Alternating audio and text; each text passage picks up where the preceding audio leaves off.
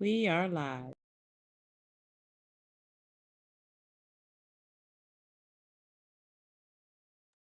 We are live.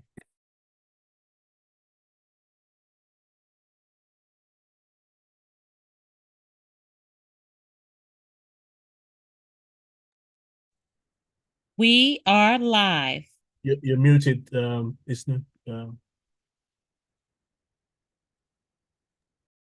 Salam alaikum with magic and salutations to all. I am IIEHU, your host of the Shadow Rotation, Sunday, 24 March 2024, day one of the 3-day full Eagle/Worm Moon live reading, 24th, 25th, 26th of March, of the Imperial and Imperial-Executive missions of the Imperial Royal Office for His-Imperial-Majesty, IROHEM, and the Royal Bio for H.E.M. Space Emperor Space Samhu Amini-Ray single quote Ade Loyi in single quote, and the moderator for this rotation is Shujar Ray. Now I will begin with the reading of our pledge.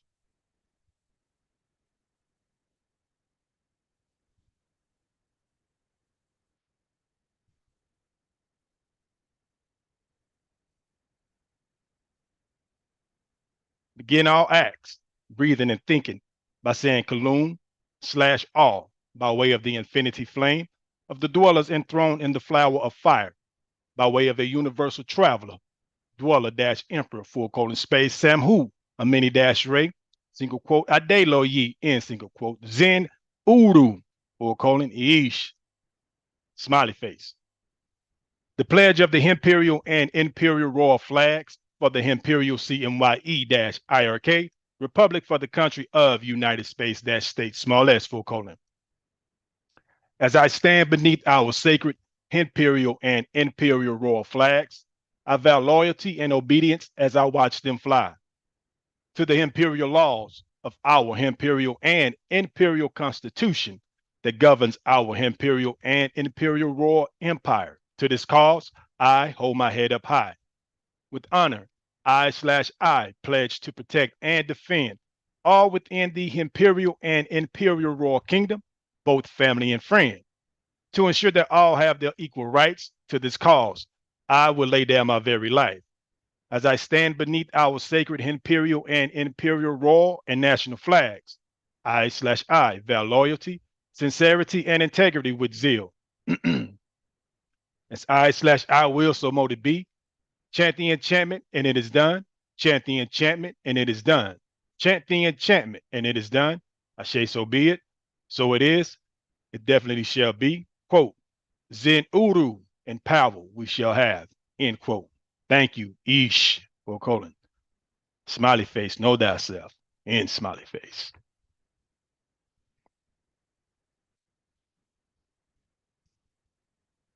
For the month of March 2024, on behalf of the Imperial CMYE-IRK Republic for the country of United States, small s, quote, the oldest independent autonomous-autochthon nation on earth, end quote.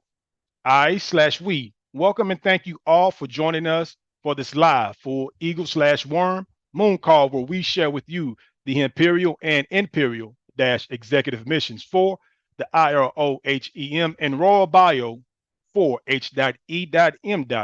Space Emperor Space Samhu Amini-Ray single quote Ade Lo Yi in single quote, in harmony with the ECMYE-IRKR. And what does a full Eagle/Worm Moon mean? In some Native American traditions, the worm moon is seen as a time of renewal and rebirth, as the earth begins to thaw and the worms return to the soil, bringing nutrients and vitality to the land. It is also associated with the start of spring and the awakening of new life after the cold winter months. This shadow, we begin with the reading of the Royal Bio for H.E.M.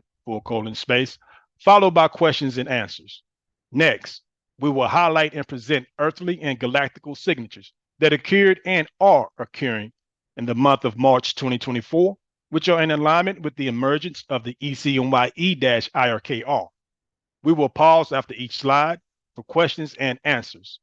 At the conclusion of the Q&A, we will move into the final phase of our presentation with the reading of the imperial and imperial executive missions of the IIROHEM.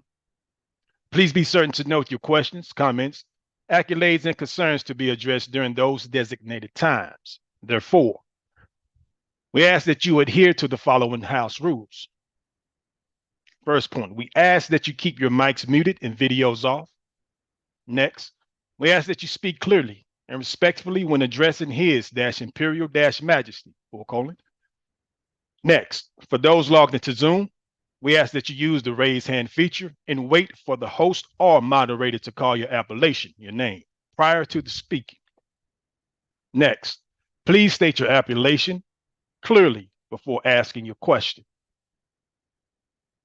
Next, please limit your questions to a maximum of 2 to allow time for others to present their questions. And lastly, please focus on the subject at hand. Thank you in advance for your attention and cooperation. And now, I have the honor, the privilege, and pleasure to present to you a universal traveler, : dweller, emperor, : Samhu, Ray, Adelo Yi, Salam alaikum with magic, emperor.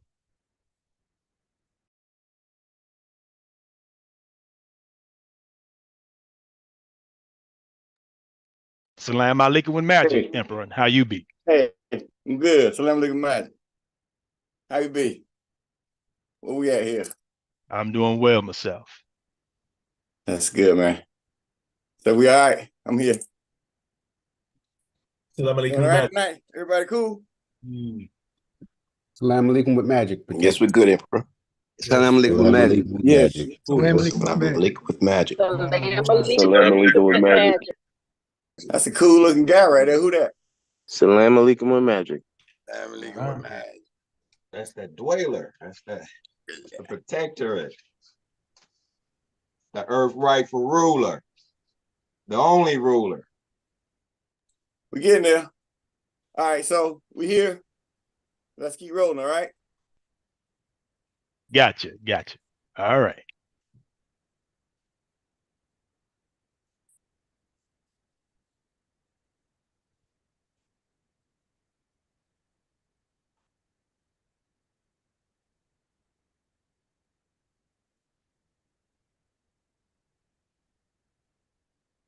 The incarnation of Samhu on Mother Earth as His Imperial Majesty, :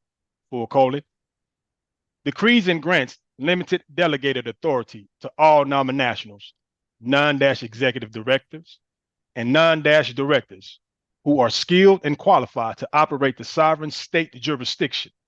The purpose is to implement and advance the modalities of commerce and cultural variegations for the properly formed and operational republic state, pursuant to the imperial CMYE-IRK, Republic for the country of United States small s.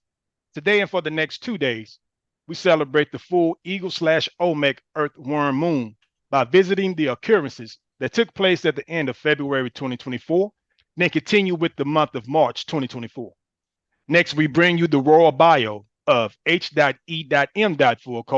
and the readings/teachings of the imperial and imperial executive missions for the IIROHEM and ECMYE-IRKR. Sit back, absorb, and enjoy the ride.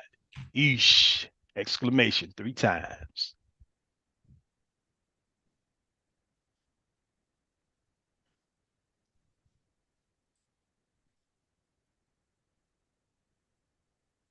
And we begin with the reading of the royal bayou for His Imperial Majesty, : Emperor, : Samhu, Amini Ray, Adelo Yi, end.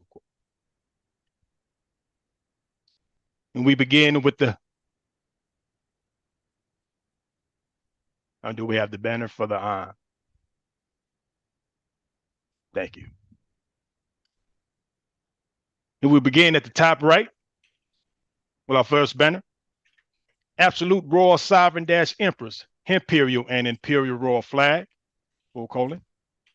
Next, we have the Imperial Royal Office for His-Imperial Majesty for the Imperial CMYE-IRK Republic, great flag, full colon.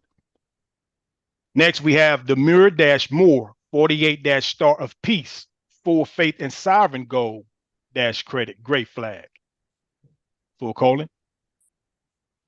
Last, we have the Imperial CMYE-IRK Republic for the country of United States States, small s, national flag, small n, full colon.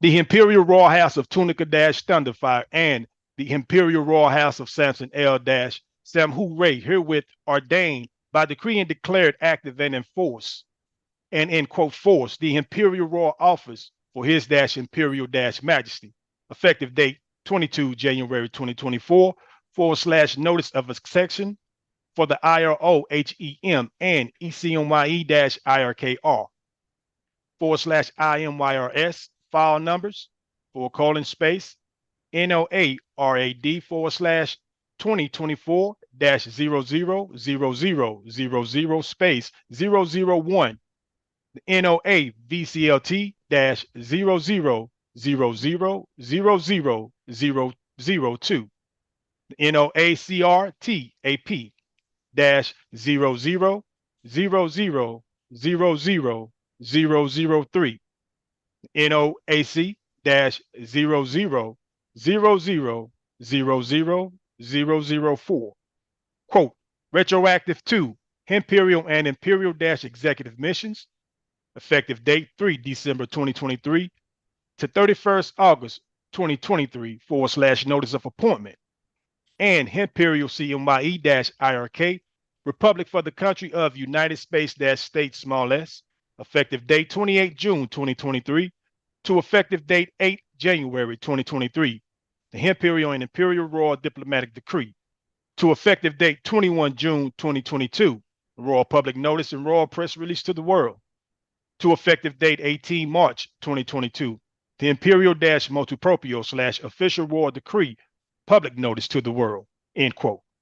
In harmony with the be it decree equity contracts, : space, Emperor's Directive -0004 0A, Z uppercase, A lowercase, / Imperial Constitution for the Imperial Royal Kingdom, ECMYE-IRK, via Emperor's Directive 0004Z, effective dates 4 April 2014, per 3 April 2013 / Imperial Constitution of the Continental Mu-Urish Yamashi Empire, the ICCMYE, : to Emperor's Directive -0003Z, : space, notification of diplomatic arrival, notice of apostille and official act of state, effective date 9th April 2009, to Emperor's Directive -0001 CMYE USA small u / USA all caps, effective date 18 July 2007 to effective date 4 March 2004 / claim of -D -life CL, to effective date 11 February 2004 / United States of America State Department minor apostille verification numbers, : space 04010010 and 04010010-1, to the aegis of the Treaty of Berne and Constitution of the Universal Postal Union, effective date 30 September 2003, quote, retroactive to 9 October 1874, end quote, : to effective date 20 June 2003 / the state of Georgia, major apostille verification number, : space 5604 B, USA all caps, : to effective date 13 June 2003 Yamasi Mir nationality small n -ym, to effective date 9 May 2003 Washita Mir nationality small n WM, pursuant to single quote sovereign state and single quote the Yamasi Native American government via Mount single quote Arafat Embassy -UN number 208-1992 USA small u /USA caps, effective date 19 June 2003, in harmony with the sovereign state, United Washita Day, UN, space 215-1993, USA small u /USA all caps, effective date 20 March 2003, to effective date 28 January 1837, /Treaty small t of September 16, 1836, pursuant to the Constitution for the United States of America, USA small u, effective date 17 September 1787, to Treaty of Peace and Friendship, effective date 18 July 1787, quote, retroactive to 23 June 1786, end quote, to Treaties of Utrecht, effective year 1713, to the beginning of recorded history /our story, as recorded in the stones at Uwaxitan, just off the Yucatan Peninsula, and into the future in perpetuity ad infinitum. Joy, ish, smiley face, nunc pro tongue, and the mashing.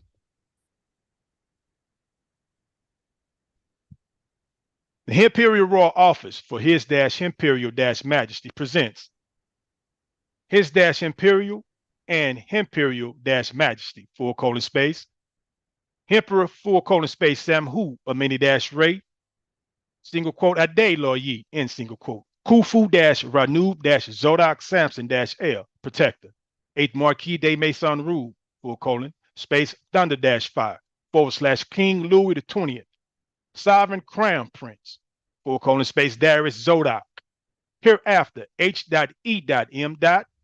Space Emperor, space Samhu, Ray, single quote, Ade Loyi, end single quote, smiley face, ipso jure, ipso facto, interregnum, de jure allodium, jus sola, jus in use hereditatis, jus in use gladi, jus in use honorum, jus in use imperii, jus in use majestatis, and solo proprio, for the country of United States small s, / Imperial Maurice Al Moroccan, a Mexican Empire, via His Imperial Majesty's Royal Post, pursuant to the Continental Maurice Yamashi Empire - Imperial Royal Kingdom, henceforth the Imperial CMYE-IRK Republic for the country of United States small s, head of state admissions for the Imperial Royal Office for His Imperial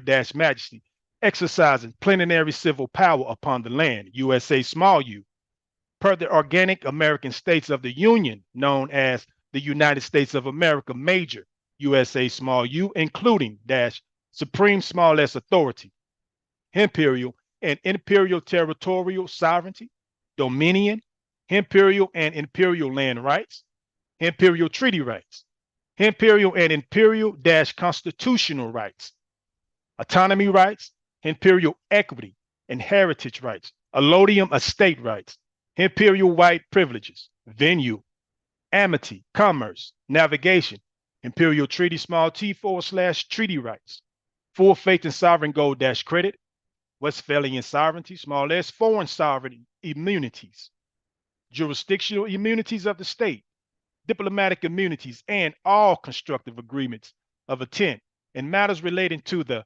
Imperial CMYE-IRK Republic for the country of United States small s, internal, local, and international affairs for the Imperial and Imperial Royal Crown executive powers via the Imperial Royal Office for His Imperial Majesty, effective date 14 February 2024. Notice of accession for the IROHEM and ECMYE-IRKR / IMYRS file numbers :NOARAD /2024-0000000001, NOA VCLT -00000002, the NOA CRTAP -00000003, the NOAC-0000000004. 2 Imperial and Imperial Executive Missions, effective date 3 December 2023, to notification of appointment amendment, effective date 31 August 2023, quote, retroactive to Imperial and Imperial-Royal Diplomatic Decree, effective date 8 January 2023 to effective date 21 June 2022, Royal Public Notice and Royal Press Release to the world, to effective date 18 March 2022, Imperial-Multiproprio / Official Royal Decree - Public Notice to the world, end quote.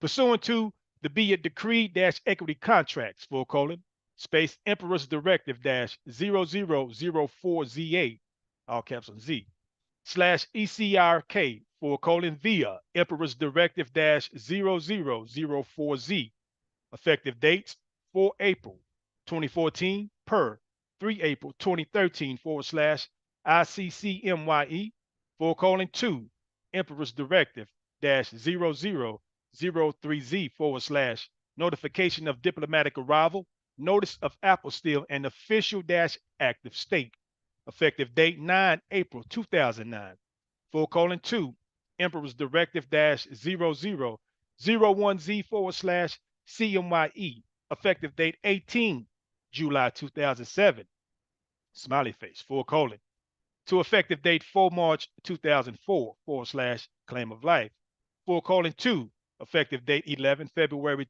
2004, United States of America State Department, : 2, effective date 20 June 2003, the State of Georgia, USA, all caps, : 2, effective date 13 June 2003, Yamasi Mur, nationality, : 2, effective date 9 May 2003, Washita Mur, nationality, small n, : 2, effective date 28 January 1837 / Treaty small t of September 16, 1836, in harmony with, quote, the Constitution for the United small u States of America, USA, small u, effective date 17 September 1787, per the trusteeship office of the Moorish Grand Vizier Chair for the ancient empire Al Morocco, effective dates 4 March 1789, USA, all caps, and 18 July 1787,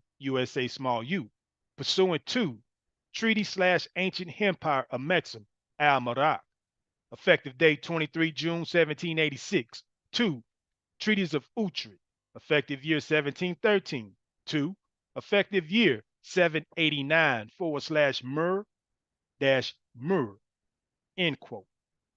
To the beginning of recorded history / our - story, as recorded in the stones at Uaxitan, just off the Yucatan Peninsula, and into the future in perpetuity ad infinitum, droid, Ish, : this is the bayou for his - imperial - hint, correction, bio for his - imperial and imperial - majesty, : space, emperor, : space, Samhu Ameni - Ray, single quote, Adelo Yi, end single quote, dated 6 March 2024 at 08:23.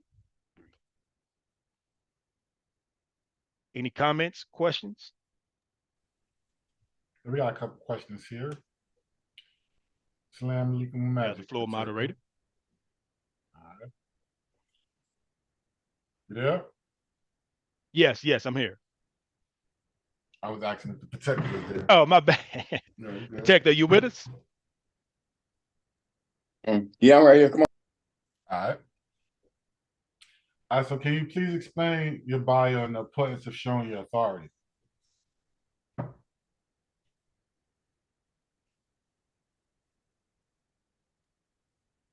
Any sovereign that's a true sovereign has to give verification where you come from. Y'all gotta excuse my hat. You know, this is my radiation hat with all that radiation coming in from that X flare and all them N flares on the sun. So, you know, ain't no crown tonight. Got that radiation cap on, right? Gotcha. You feel me?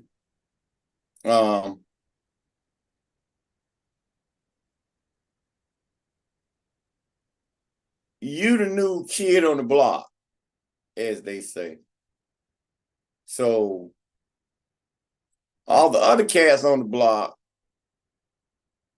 have identified themselves through the years of royalty through their claim of rights of all the way back, you feel me? So if you claiming that you are a chief, we go over that at that level, okay? Or Maiku, you claiming that you have that status where you supposed to have a Bible. See, but people got outside of that because they just took people for their word.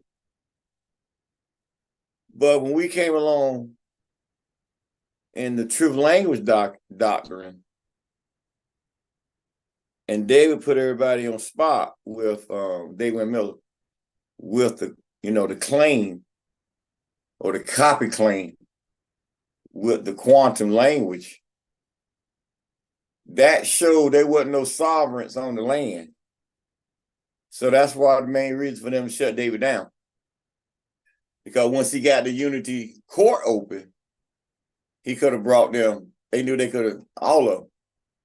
Because they had put their money on money, they had put their picture on currency in a verb format, not a noun quantum format. So that's why the courts couldn't answer them. Certain people who knew the system, knew how to do it, knew the language, and knew the system. They was able to get that walk right out of, what they said, right out of jail, because they're holding the corporation, they're holding live in. You feel me? So same thing I tell y'all here. You got a contract with the state. That's fiction. I nationalized the blood, you feel me? So that's your status. So to have a charter called the United Nations, and they say they have a declaration of indigenous rights, and they had a declaration of human rights. They got other declarations, we get into that and read. But none of the charter states actually live them. Because all the sovereign, all the republic states or charter states of the UN, they all got citizens or subjects, don't they? None of them have no nationals. So it's all about the birthright contract and how each state is able to generate that status, claiming that they got sovereign status, but everything's based on bonds and gold, and precious metals, put it that way. So once David had established that, and then when he was doing all them travels, I told you, he became a witness, and in our case against the post office and Georgia and OIG, Officer of Inspector General. Taking, word of who we were, who we are. And David told us when he found out up there at the Board of Governors for the post office, and that case against the post office that I won, they didn't inform us of our status. It didn't come from Georgia or that de facto guy or anybody. It came straight out of the lion's mouth from the Board of Governors of United States Postal Service. Because we had a contract against them, court case. And they want to know how they can get out of it because they knew we were co-signers of our own state. So if you want to know where the verification came from, you had a sovereign state. It came from David when they brought him up there. And he said, what? If you copy claim your flags now and your state, you own everything. You ain't got to worry about 200 years later somebody coming in and copy claiming your your flag like he did the United States 50 star flag in 99 when the Supreme Court ruled that you didn't have no constitutional right in that court. You feel me? So a lot of people missed that school, but we're in 2023 now, 2024 real. And so gaining that status of nationalizing under my own venue, my own appellation, and getting authenticated by the crown prince of a nation that's recognized. And then you recognize from him as a double chief, secondary chief, but double chief, Michael Chief, which is same thing, different language. So you're a double chief. So because you were part of the embassy government and the Washington. And you had status over everybody because you were co-signing your state. So you got a lot of people out there running games with paperwork. And, we call it slinging paper. Using the 1099s, all that kind of stuff. That's not got nothing with a sovereign state. Okay? A sovereign state don't have to do all that stuff. You have your own venue. See, a sovereign state is able to drop and docket their whole account over to their state. We don't have anything else to do with them. Everybody out there on the market is trying to get you to, like you got some authority to challenge their system, their court system, and all that. You don't know, or you're not schooled in proper contract law from what we did. So you got people that trying to compare themselves to us, but they can't show no record of anything, who they are. You got sheiks out there claiming they over certain things, right? What about what? You got ministers out there claiming they got some divine order from them, Jehovah, God, Allah, whichever name make you feel good. But what about what? You got ministers in church right now saying they preaching the word of some God and can't give you no damn Bible. But they got permission from their boss, the IRS, to preach about some God that's some divine God. You feel me? Where the Bible? Or where that God Bible at? You don't ask them questions, do you? Oh man, you step over the line, you step across the line now, dog. No. Where God Bible at? I need to check that nigga out. For real. I need to check him out. Because you want me to give my soul to an entity that ain't got no, you only got information from somebody that you can't even speak their language. And when you translate another language, you miss you lose a lot. That's what the Christian folk think English is everything, you feel me? Anyway. So where your Bible at? You gotta send a resume if you won't get a job, don't you? So my Bible comes from a crown sovereign head, a true sovereign. And so that's why you see up top, I got 2 row houses that has supreme authority on the land.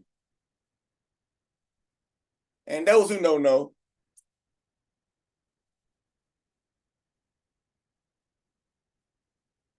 So,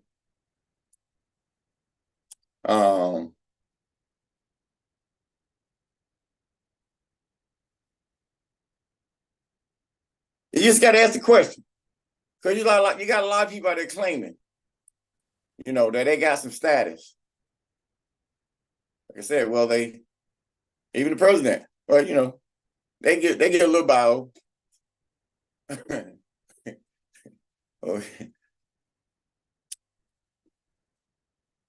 So you're sovereign. What makes you different than anybody else out there on the market? What makes you different from royals out there on the market. British crown, for instance. Moroccan crown, for instance. Spain's crown. Portugal.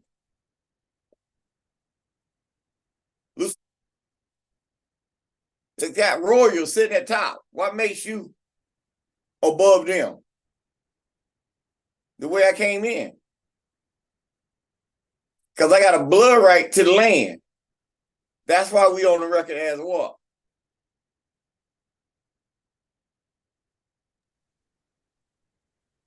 Independent, autonomous, Autonomous. I talked it. nation on earth. You feel me? So,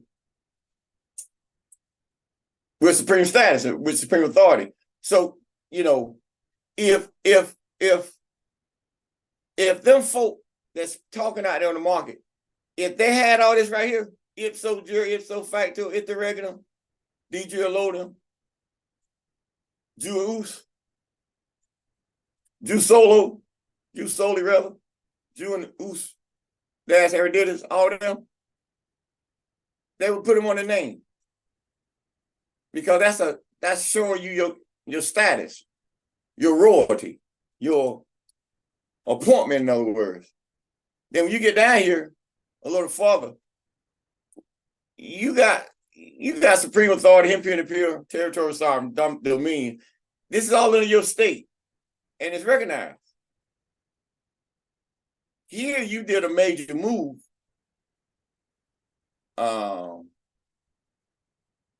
Because you had a journey you had to go on, and you didn't know until you finished. That's why you're getting everything you're getting now, because you're on your way out. But you had three. You had to get the Moroccan, the Yamasi, and the Washita. So once you put them all in, you came with now you got your appointment. So that's what happened on, June, July, August last year. So that you're officially on the record as Imperial CMYE-IRK Republic for the country of the United States, that states. So when them folk out there talking, ask them what country they from. Or even if they have authority to write apostille. Because if you got a state, you can write your own apostille. That makes sense to you. Makes sense. Oh, yeah. That brings us into our next question. All right, well. Please explain the significance of, quote, official act of state and a notice of apostille.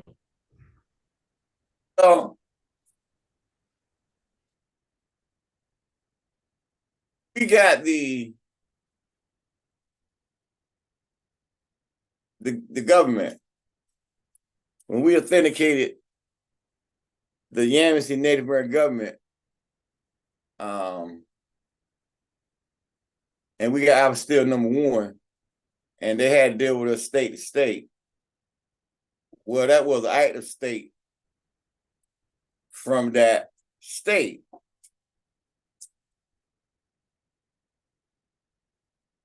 That's supposed to happen when Chief Black Eagle Thunderbird was commander-in-chief. So when I did it in 2009, I was going before my time. That's why Obama came, former president, de facto president Obama said, the act of state is a cruise ship, not a speedboat, because I was moving too fast. They were number 1, all right? They were in one state. That was it. So when people knew that we had the Yamasee government out of the state, when they heard somebody else out of state, I don't know, 7, 8, 9 years, they was out there on the market looking because they knew somebody was out there had a state that was recognized. But who got that state? You feel me? You remember I was talking to that boy in 14, I told you, 15, boy down in Georgia. And they were trying to figure out who had that state. I said, it was me. You feel me? So if Chief Black Eagle or former chief of the Yamasee government, manifest, if he was properly groomed, he would have did an act of state.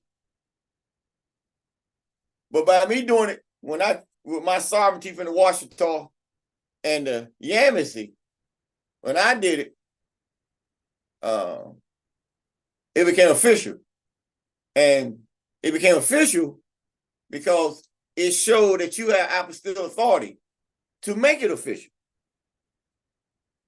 That's why you had apostille on top of it. So state to state, each state has their own authority. Like you see the United States, they got apostille, 1, 2, and 3. We're gonna talk about that several times. When you go to these states that you live in, you go down there and get something authenticated, what do? They put apostille on top of it. Feel me? But it can't go outside that state. You got to understand the properties of the apostille. Then you got a certain place they go for international. But that's outside y'all's zone right now. But anyway,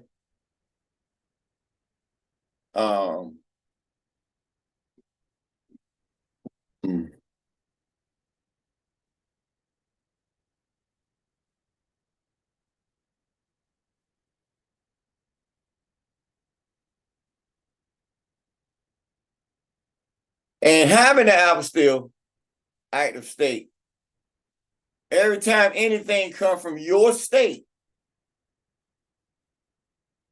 that you got to send to any other state, where it has to have apostille authority, just like your state you live under, when your governor sent anything out, or there's courts, they already got apostille authority, don't they? When the United States send anything out, what they got? Apostille authority, same thing.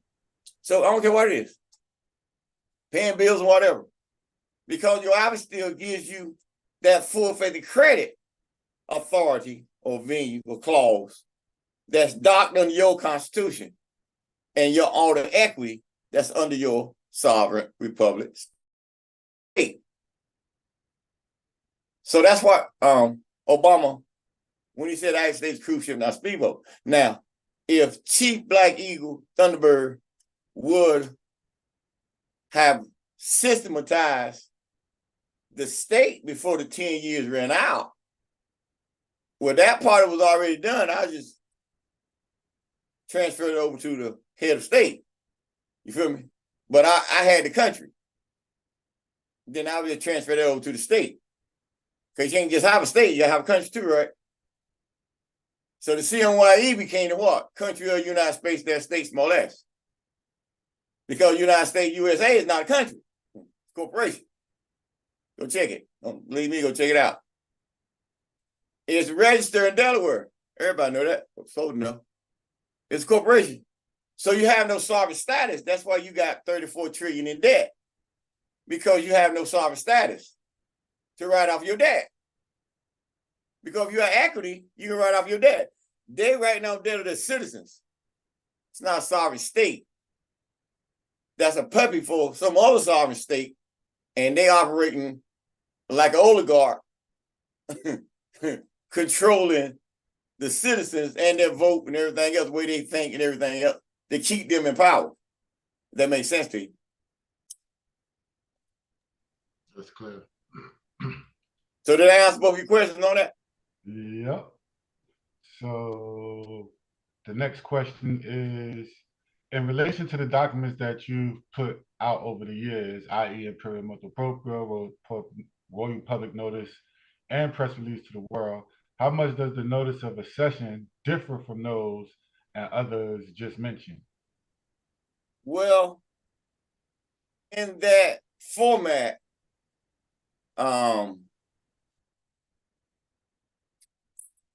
you would learning to use the intention of your full faith and credit clause.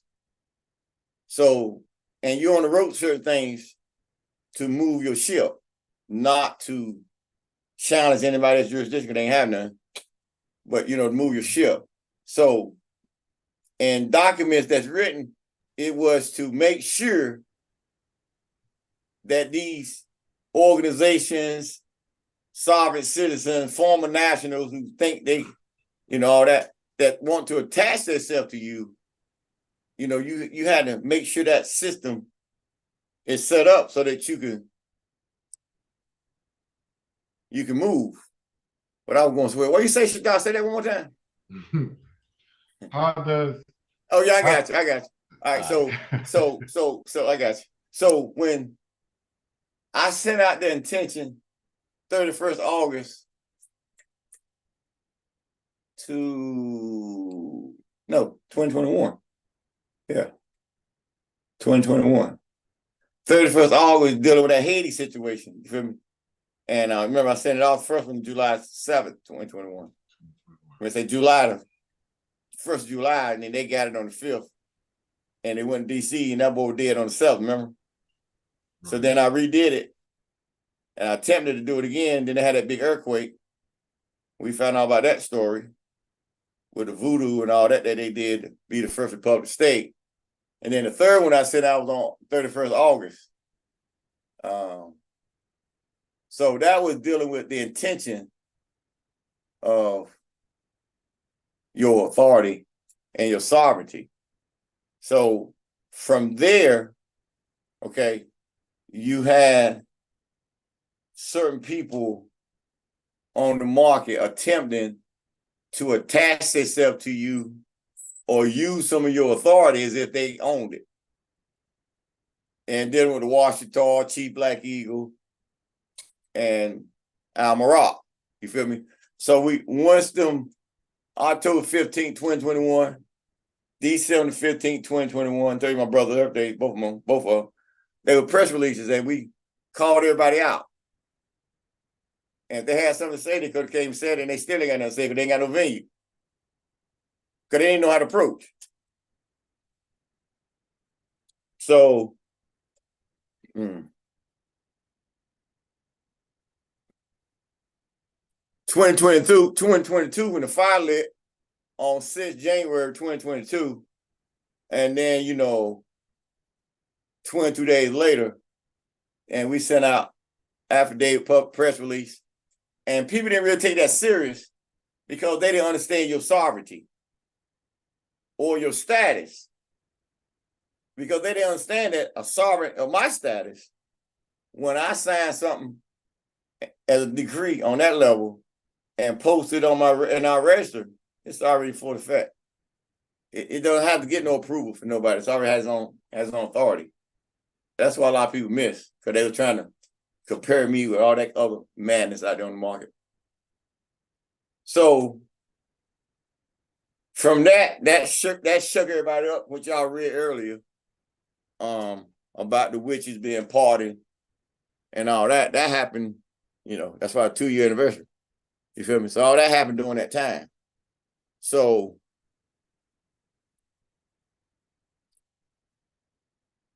the other part of government, the Klan, de facto chief of the Klan, IRS product, he thought he had, in all these years, he had jurisdiction over the state. No. He had jurisdiction over the Klan.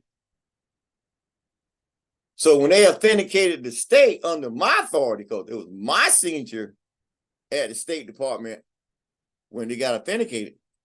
So there was nothing he could go out and tell anybody that I would never be on the contract. See, that was that craziness. When you recognize that the State Department been on that contract, you feel me? So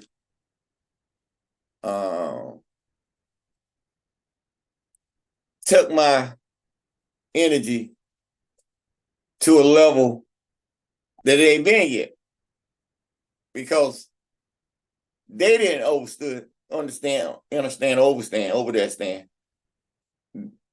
by the Constitution and the Pope. A year later, Obama, de facto Queen England, and de facto Obama, they docked in the Pope Vatican on 27 March 2014 and 3rd April 2014, rather, my bad. 27 March 2014 and 3 April 2014. And that was that year anniversary that the Constitution that I sent with Declaration of Independence, it had to sit a year because of my authority. Apostille, you feel me? So it has to sit a year. So you're supposed to learn something about contract law. The apostilles, certain apostilles have that year status on it. That's why it has to sit a year. So when you read a document, you hear, 14, the two dates. That's that year that it had to sit. So that's why you see, per the year with the Constitution. So that's when it became the Constitution of the land. And that's when the Pope came out, or the Vatican came out and wrote the motu proprio to let everybody know that his authority that he got is not the most powerful on land no more. There's someone walking here who have more authority than me. And once they violated that after 1st September 2013, he wrote the civil orders 14 and gave you information you didn't deserve to have. You didn't have no need of. You're a corporation of the United States. You feel me? So you didn't have no need of it. Catch my drift. Catch the drift. Couldn't do nothing with it. Can't do nothing with it. So when you see right here, like 4 April 214, that's what we're talking about. See? For 3 April 214, got 365 days, right? So that's why you see like everything I get updated. So I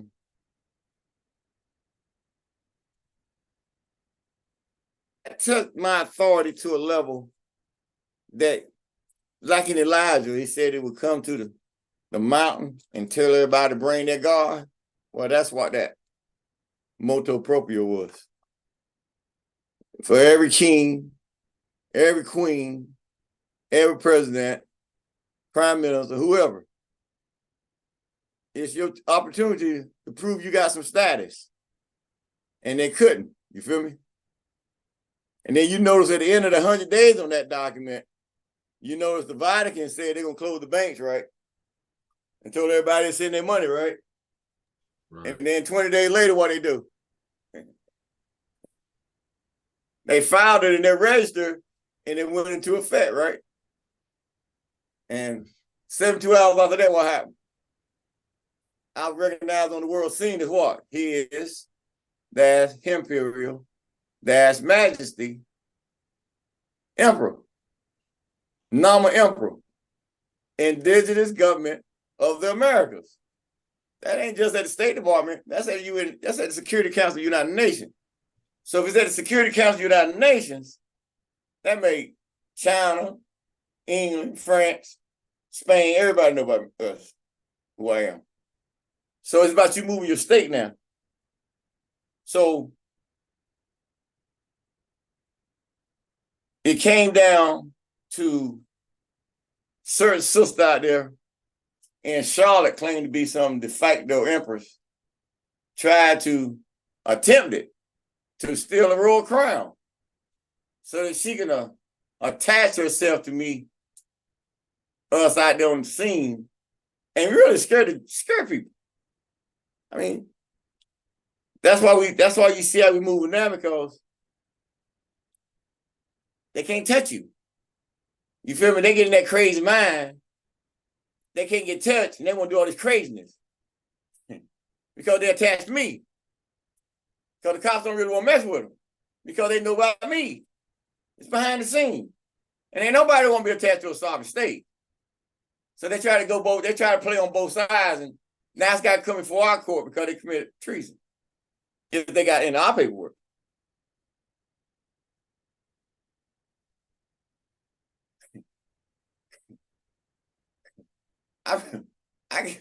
We got reference from my nationality card just hanging on the windshield, the visor, your rear mirror. And the car asked about who that in the nationality and was given the right information, keep names out of it. And he was, have a nice day, ma'am. You feel me? You see? So you understand who you are. You feel me? So that's why I had to shut it down like I did, because you got your own venue. They want to miss you over there. They don't understand. They don't understand nothing about contract law. Renegade, crazy, because they got to come before the court now. And so then that came out to put on record. I didn't really care who you were. Don't care right now. Who you are, who you were, doesn't make a difference. If you fly anything dealing with our jurisdiction, where's got coming for our court? And nothing to do with us. We move to sovereign state. But the barristers who have authority to write, to bring you in on true bill, you know, that's how you so you can move your court. And whoever's out there attaching themselves to you, because you shut everything down with the notice of appointment. You feel me? But that's when you coming on down to that notice of appointment. Catch my drift. So then from that instant, from that situation, you remember, birthing pain came in. So I had to delay that mailing. And then we finally got it out in July, remember? And then the 6 days on that, you remember, the state, you know what happened on the state side, Georgia. So you know that was official. If I'm not mistaken, I think that one had a rebel flag on the banner, right? So people got mad and thought we were crazy because we put the rebel banner out there, they claimed. But I copy claimed it. Because we ain't here to play games. It's a part of the 100 million in gold. And all presidents swore to that flag, whether you like it or not. Because dealing with the Moorish gold, well, I own the gold, so that makes I own the flag. That's why I copy claim. And they out there on the market and they see that play. Because they want to bring what? Ignorance, racism, lack of knowledge into the midst. You feel me? So we kept moving. So through the months, rolling on, we came to an accreditation process with another republic state. And from that process, behind the scenes, to slow that process up, we was attached to Moorish cult, Muslim cults that's operating in the verb of fiction, sovereign citizens. So while we want to be attached to that, at that process of accreditation. So that's why I brought out the Imperial that's royal decree that got stepped in 8 January 2003. That on your docket right here. To set the record straight that we didn't test none of that crap. And to reintegrate the June 21st signing of the press release. Okay, to make that straight on the market. Because the emperor had to come and straighten that out, which I did. So now it's about you running your state. So as the ship kept moving, it was time now for the appointment. Because the original appointment that came with the state of the Yamasee state, well,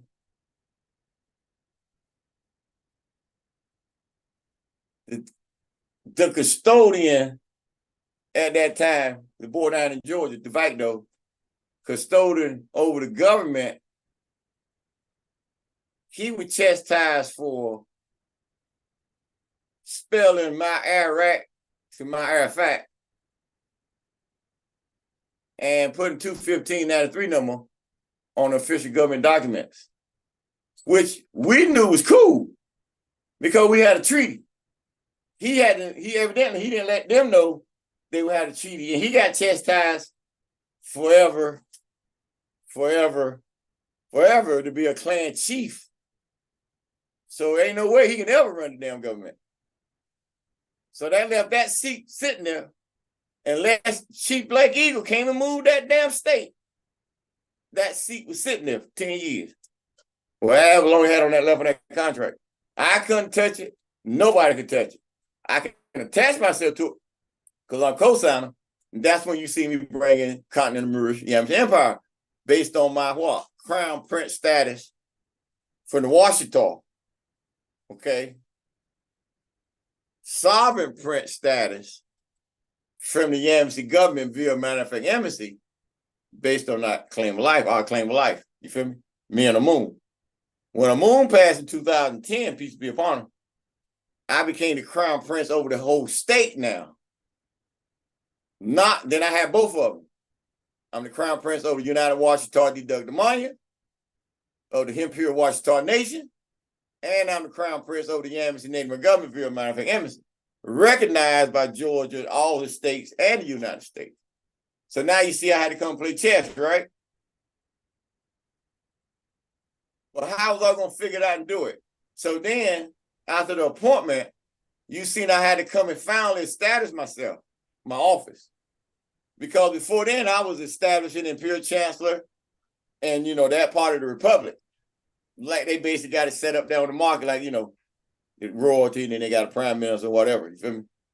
And that's how we was taught. Because we wasn't taught how to be foreign national in our own country. Right. So when the Pope came with the civil order, he was talking to me. That's what we at now. But the Moorish movement out there, or the Great Seal movement, all them cats, they took it as if they was the American state citizens that the Pope was talking about. And I said, no. Only way you can be the American state citizen, you got to be a foreign national in your own country. Because you got to be able to separate yourself in that birthright contract. And that's what we did. And now we're able to dock it to our state now. And we know everything. We're going to leave that at that for now, okay? And then, once you had established all that, y'all, well, the last piece had to be what? Accession. How can you have all of that authority and land? Where your what? Where your claim at? You own it. So since you own it, now you got to do a notice because what? You have the authority as an emperor or monarch, constitutional authority, to do a notice of accession to what? All your property. Every last inch.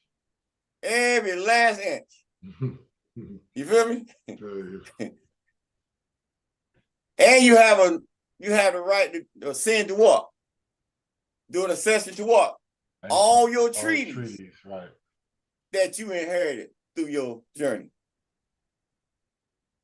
So that's why that was the systematized the whole state now. So you know, you see that date there, effective date 14 February, because you know what happened. Signed it on 22nd January. But after everybody got it, who's supposed to got it, after that time, that's when it came to effect. And you start counting your days from there, you feel me? Right. So, because you got to move a state. Right. So now it's just you, the national non-nationals now, moving their state, anything they want. But they got to get trained. Because they keep wanting to bring all that yesterday news over to a sovereign state. Or to thinking some religious character got some jurisdiction over here. We give back, remember? And we send it back to them. Wrapped it up real pretty for them. It didn't have no light over here. Right. Everything we send back to is what? Lesser light. I came with a supreme light. They ain't never seen my light before.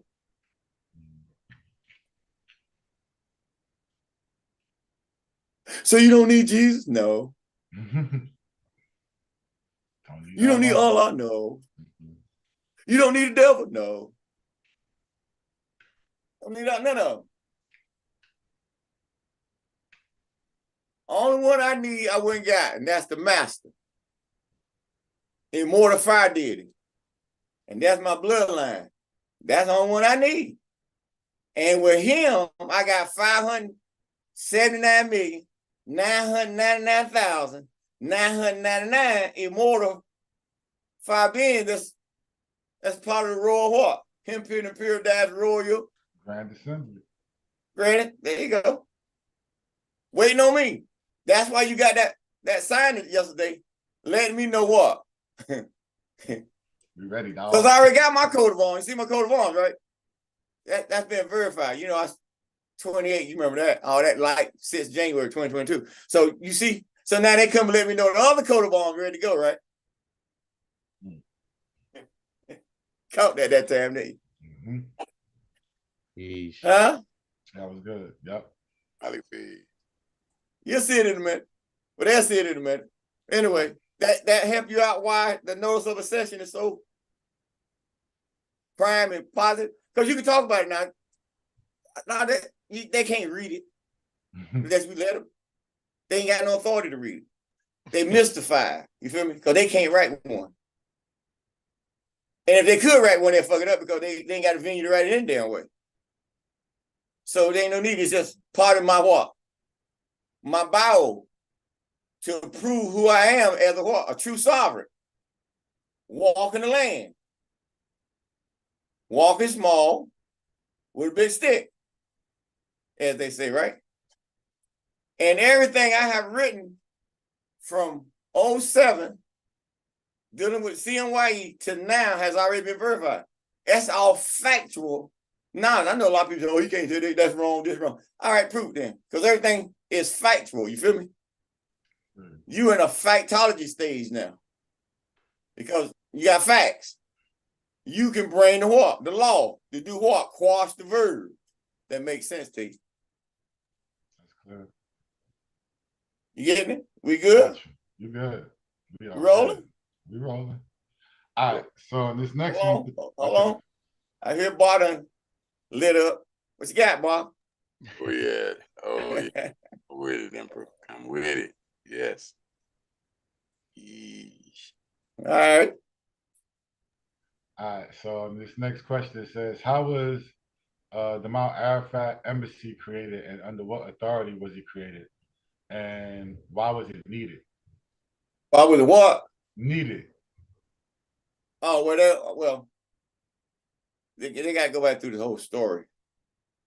That's why Chief Black Eagle was part and parcel of the whole journey. So it goes back all the way back to Ansar Allah when Chef Daoud was granted that Sudan protection that Chief Black Eagle, or Imam Issa back then, inherited when he became over the Ansar Allah community. Okay? And that lasted up to 2000, I believe. No, 1990. Yeah. 90, around that time. I think 89, 90, somewhere around there. And that's when Sudan dropped him. When he dropped Islam, Sudan dropped him. And in 92, that's when he wrote the Constitution. But the Constitution didn't have a home. Okay? So throughout that journey, when he was under Ansar Allah, he granted 2 charters. One was to de facto down in Georgia, Latif. And the other one was the brother up in Boston. I think he even claimed to be a Red Eagle too. But that's his, up in Boston. Them the only 2. So when we started moving, because there was Holy Tabernacle Ministries back then, and all that crap that was going on land. Because there was a rift between the Philly crew, New York crew, and certain way getting certain things done. Okay.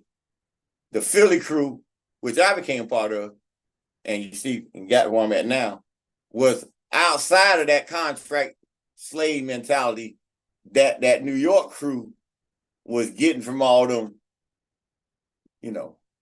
sovereign citizens, Gene Keaton and all them boys. So, so the authority came from that seat, and we just moved that up to when we signed the treaty with the United Washington that does the money. Remember, matter of fact, Embassy signed the treaty, not the government yet. Okay? So that made from that tabernacle all the way down to CMYE-IRK embassy. That's what he got chastised for. It's supposed to be CMYE-IRK embassy, not CMYE-IRK. That's Yasser Arafat. He was the leader of the Palestinian Liberation Organization, the one that's got the war going on with. Well, part of that is the Hamas, but they still part of the same territory. Hamas just running the government now, but the PLO is still over there. Yasser Arafat was living during that time, I think it was. So that's why he got chastised. But then we moved. So when he became over it, okay, that's when we signed a treaty with Crown Prince Ramsey Bey with the United Washington Dutton Maya. Okay. And then we went and got that authenticated at the state level, which was already authenticated in March. For where he was attempting, he did the right thing because he had to be first in line. Chief Black Eagle. Nobody had a problem with that. But when even though he came first in line, when we created the state, okay, all the authority went to Chief Black Eagle. So that's when it became the Yamasee Native American government via CMYE-IRK embassy. Because the embassy can't run the state. So when he was over the state, which made he was over the embassy. And we had no problem with that. I had no problem with that. But when he did what he did, he got chastised as a clan chief forever. Well, that left that sovereign state seat sitting there. Same thing with Crown Prince Ramsey Bey. When he passed, that seat just sat there. They never systematized the state, which I inherited. You feel me? So that's why, going back to the Yamasee side, getting back on that question, that's how it moved up to where it is now. And we had that status, go all the way back to Nassau.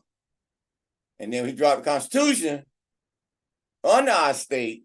Well, that's when it became official. Because you got a sovereign state, Constitution. And he did that back in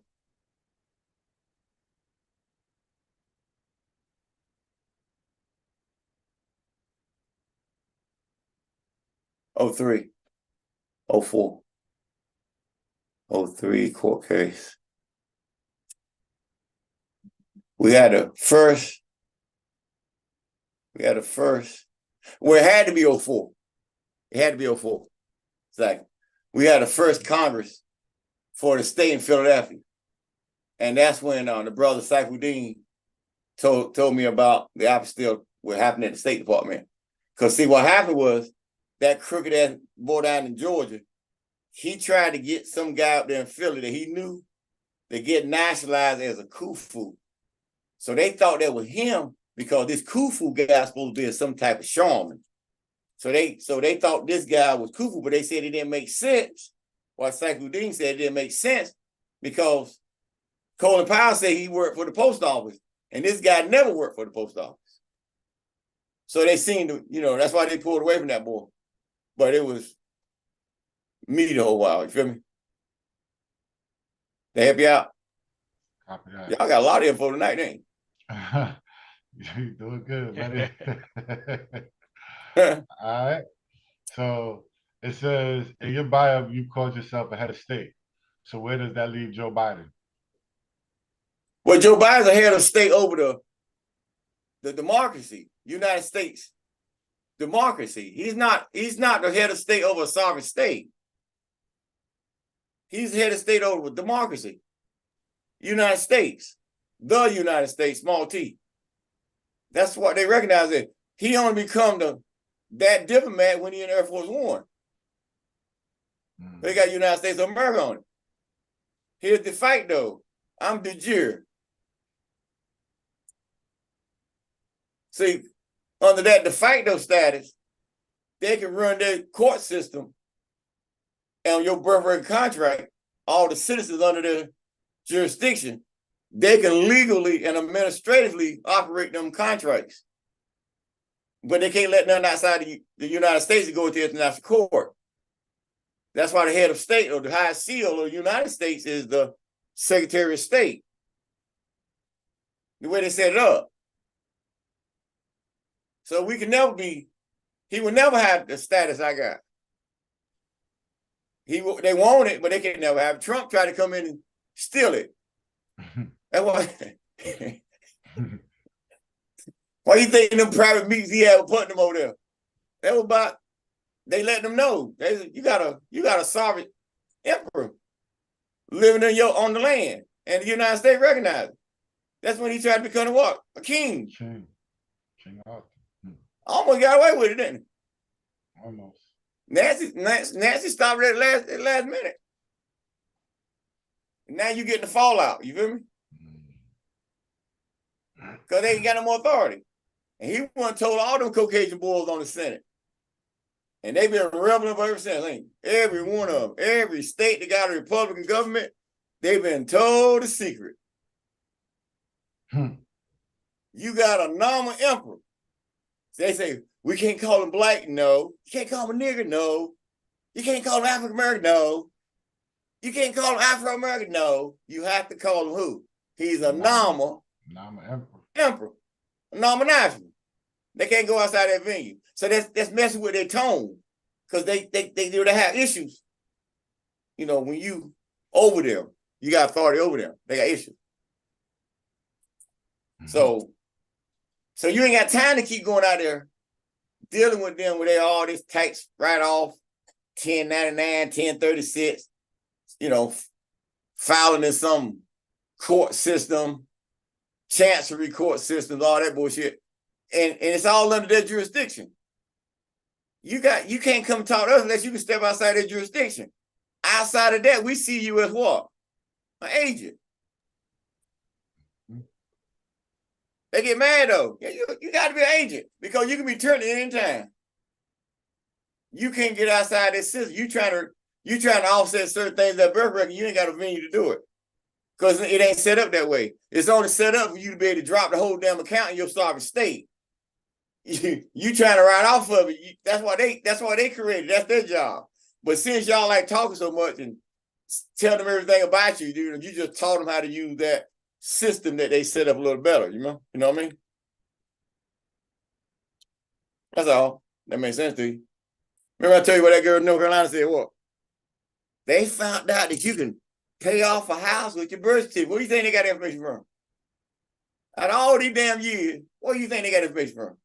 Them damn Moors going in there taking all that damn paperwork, slinging it in the court, and they telling the clerks how to work, right?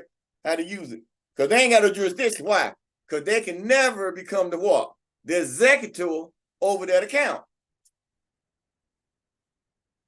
They can all pretend to be a secure party. They ain't set up proper way to commerce. Y'all know. You know, with commercial driver license and all that, they ain't set up properly. And they damn sure understand about the sovereign civil bond. That's what it takes. Then you got to know how to work through a trust. So, you know, they just had to sling people to get some type of status. And then if they do get a couple $100 back, so be it. But you're going to know the IRS will come down the road and knock your ass out. Whether it's 3 years, 5 years, whatever, you know they coming. Because you know all that stuff ain't nothing but a fraud. You know it before you sign it. That makes sense, everybody? Yes. Makes sense. Yeah. Y'all having fun tonight, right? Yes, protect talk. I got one more. Yes. Good. Come on. I says, can you please explain what the trusteeship office of the Morris Grand Vizier Chair is and its significance?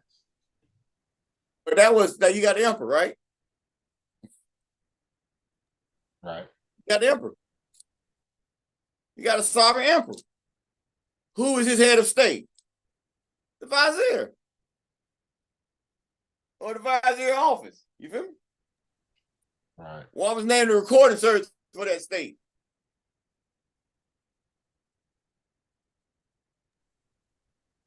It's called the Imperial Moorish Yamasee Recording Service now. Well, what's the former name of that recording service? El Eastmore. El Eastmore. That was all a part of what? The Grand Vizier Chair. That was a sovereign state or republic that represented who? The emperor. So in that case, they was reporting, or that state was taking notice of everything that was going on and reporting it from that seat to the You had a vizier, just like the prime minister, just like president. You feel me? That's what they did when they cut the flag down. That's all they did. Change it from they actually didn't even change to a president. I got it in our paperwork. What they call it? Government office. What they call it? It says something in my paperwork. Government.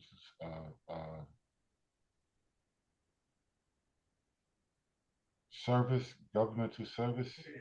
Yeah, it's down in the document. It ain't in this one, but you know that's why they named it. It ain't so they call it like President of the United States, all that. That's update shit. 1871. Before then, they didn't all that. Them boys didn't talk like that back then. You feel me? Right. Cause they understand the status. Like they said, Ben Franklin, what he come out of the Continental Congress? What he say? We got a republic if we can keep it. But the only way they can keep it, they had to abide by what? The good faith performance, come to obligation, and what? Treaties. Well, they violated that in 1836. Well, 1837, January 28, 1837, they violated that. You feel me? They went haywire. That's why you had a civil war and all that after that. You remember?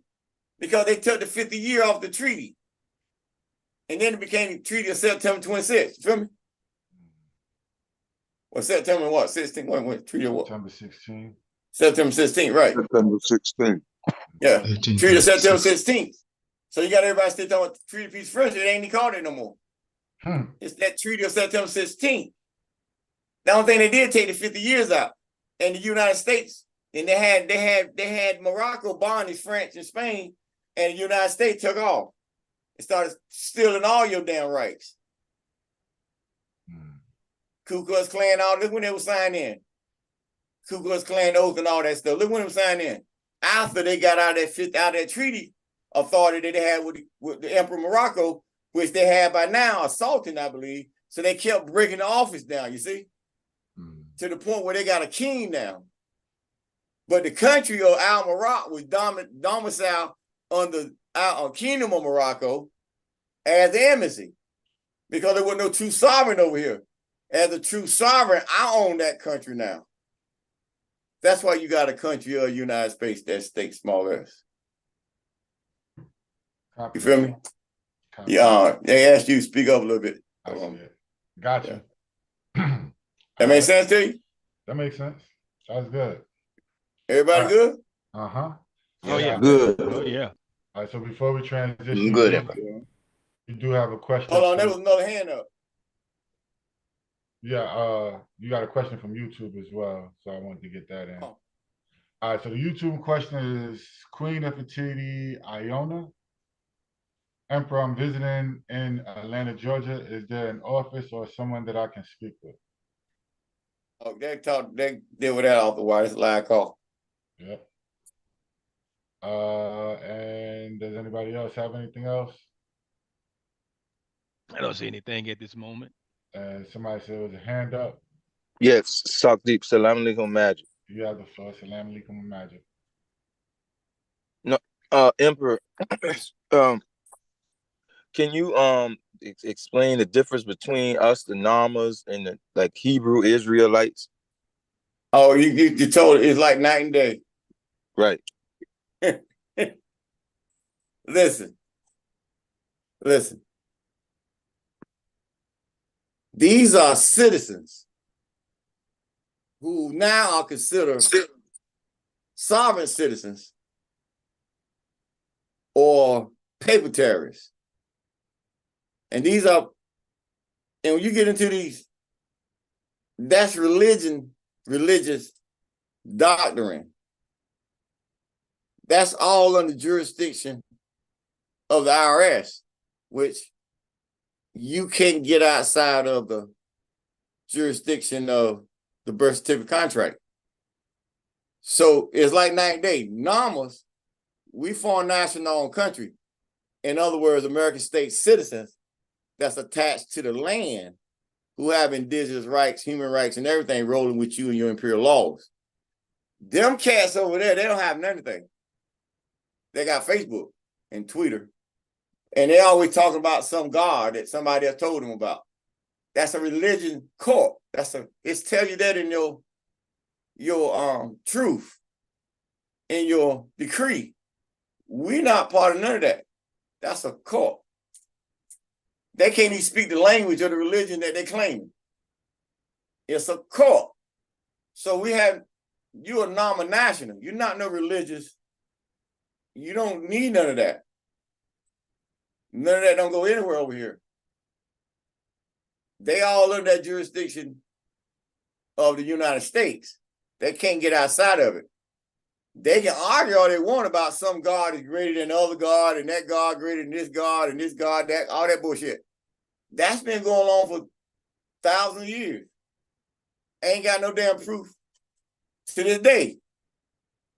You feel me? It's not a factual story. It's fiction. So you put your emotions and your soul and your energy, and you want to make this Jesus real, or you want to make this Hebrew teaching real, or you want to make Allah real, you ain't having no effect. Because I ain't seen none of them damn prayers stop them bombs from dropping on any of them. You feel me? You know, so you got to look at it like that. If you want to look at who we are and your status, we have nothing to do with them. That's why the press release went out. So them attaching themselves to us, as they keep frauding themselves, and as our court, or we seek justice in our court, well then when they get arrested, they're gonna be arrested from their side of cops, because the United States and the 50 states within the United States, they can't afford to step over in our jurisdiction, and they can't afford to let their citizens get them in our jurisdiction, because it's outside their venue. Can't no state sit in the seat of another state. So these are fraudulent citizens that they got to control, because they let them use their system to file that fraudulent documentation. So when as the ship keep opening up, they're gonna snatch these cats off the seat, and they're sitting in their jail until our court, or whatever, the prosecutor or the solicitor general, or the solicitor general send to us in our system, informing us of these characters, and they're claiming some type of jurisdiction and this and that, and then they got to come before I just and prove who the hell they are. And if they can't, they done. Make sense now? I can get it. Yes, I appreciate gratitude. They help you out. That's a little harder one. Yeah, I already know, but somebody may have needed to hear that. Oh, okay. All right. Clarity, right? Right. All right, we good? I yield. We good, and I yield as well. Post your before. All right. So at this moment, since we have no more questions and concerns, comments, at this time, we can move now to the next slide. February/March 2024, terrestrial and celestial events. Imperial and Imperial Royal Annals for the ECMYE-IRKR, 26 February 2024. Nathaniel Charles Jacob Rothschild, 4th Baron Rothschild, died on this day in London, United Kingdom. He was a British peer, an investment banker / member of the Rothschild International banking family, and who some consider was the king of the world. 29th February 2024. Official day of H.E.M. becoming the true sovereign of the world with supreme s authority via the notice of accession. Official 30-day commercial grace period, solidifying the imperial CMYE-IRK Republic for the country of United States states s and all its sovereign territories. Also, the born day of Joseph Louis Sampson, peace be upon him, the father of H.E.M. Yeah, I turned away, came back and said, yo, what's up, Dad? What's up, dog? I was going to see if you had any comments you want to. Huh? I was going to see if you had any comments you want to say on this slide right here. That's I done raised him, so he cool. That's who I called on 22nd. I opened up. So he is waiting on me now. He rolling with me, right? Yeah. I bet you, yeah, he's enjoying it too. Yeah. That's the whole Joe right there, but that's my little hand. See my hand right there? That's my hand hanging on this. But when I came back from, I think we had just got back from Connecticut. I stayed in Connecticut for, I think, 1.5 years, 2 years. Me and my mom, when they separated, we had just got back, and there was that picture. And I kind of seen that, started laughing, and said, yo, what's up, Dad? All right, so who want me to explain something about 30 day? Okay.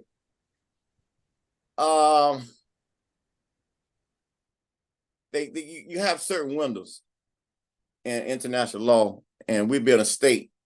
We attune to all that's internationally. So you have a 30-day grace period, you have a 45-day grace period, you have a 60-day grace period, you have a 90-day grace period on certain instruments, and you got a 100-day grace period on certain instruments in documentation. And then you got a 120-day that's dealing with international law. And you basically done after the 120-day. Okay. So when a notice of session was sent out and then received by the parties that got it, you can't count that day. So that we didn't have no control of the mail. You feel me? But when they got it, it ended up being on my daddy's Earth Day, the 30-day grace period. So that was official docking of what you just read right here, because people don't really understand that authority that you just put out there with this notice of accession. With notice of accession, you're not asking permission. Somebody got a mic. You're not asking permission on anything, okay? You feel me? You're not asking permission on anything, okay? So it's you telling them of what's already under your venue jurisdiction, okay? And you telling them what's under your venue jurisdiction. Well, if they are a sovereign, because it can't be the true sovereign, I'm that. If they are sovereign or claim some type of royalty on the world today, well, they gotta, if your property is under my venue or longitude, latitude, you talking about the 3 million watchtower acres, the whole Almoravian Empire, the whole Yamasee government, the whole De Maison Rouge estate, you feel me?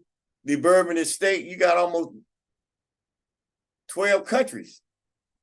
Even the whole damn Vatican, Italy, is under the territory of the De Bourbon estate. All of them properties.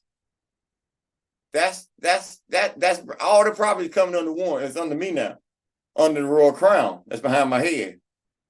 All of it. That's why that notice of accession is, because you have the authority and rank and constitutional authority to move the way you want to move and claim your property, so that you can write off of them, do everything you need to do. It just happened to fall on the 29th, which happened to be a leap year this year, and that's when my dad was born, on February 29th, and which was just, to me, just another sign of you coming to your seat. And y'all been watching and witnessing things how you can't make things up, because we ain't got control of the mail. You feel me? And according to them, they're supposed to get it 10 to 15 days, and we see how fast our mail run, right?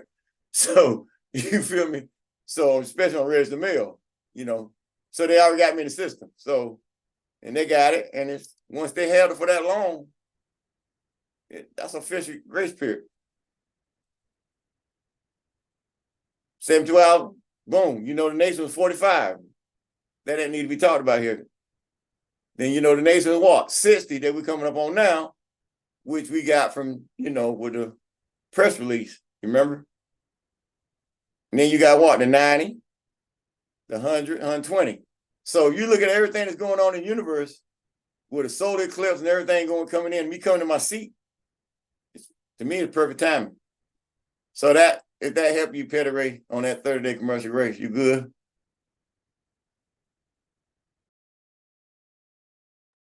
Yeah, look like he's good. He good? He's not cool. responding. Oh, I forgot about that phone. I'm leaving alone. Okay.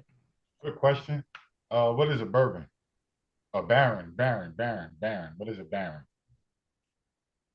That's pretty cracking up. Y'all tell me. Well, I got it. I got as a British nobleman, but that's all it gives me. It says the lowest title.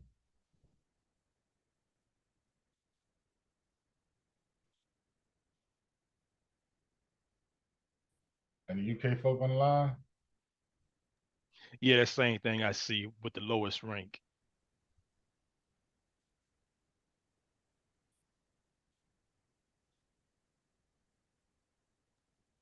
So I'll that come to the conclusion. I guess that's a title that they give a person that's rich. I don't see where it lies with royalty. A baron. Well, that's when I'll do my own research and come up, find out more. Yeah.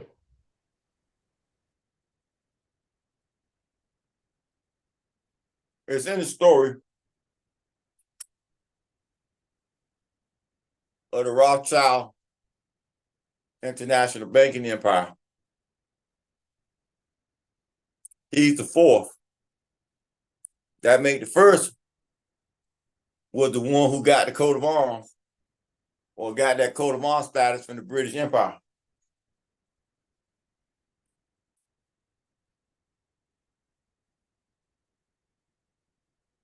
I think it was that war where they had everybody betting against England, and then England had already lost and they knew. And they locked the whole system down. And the first bourbon supposed to took over the whole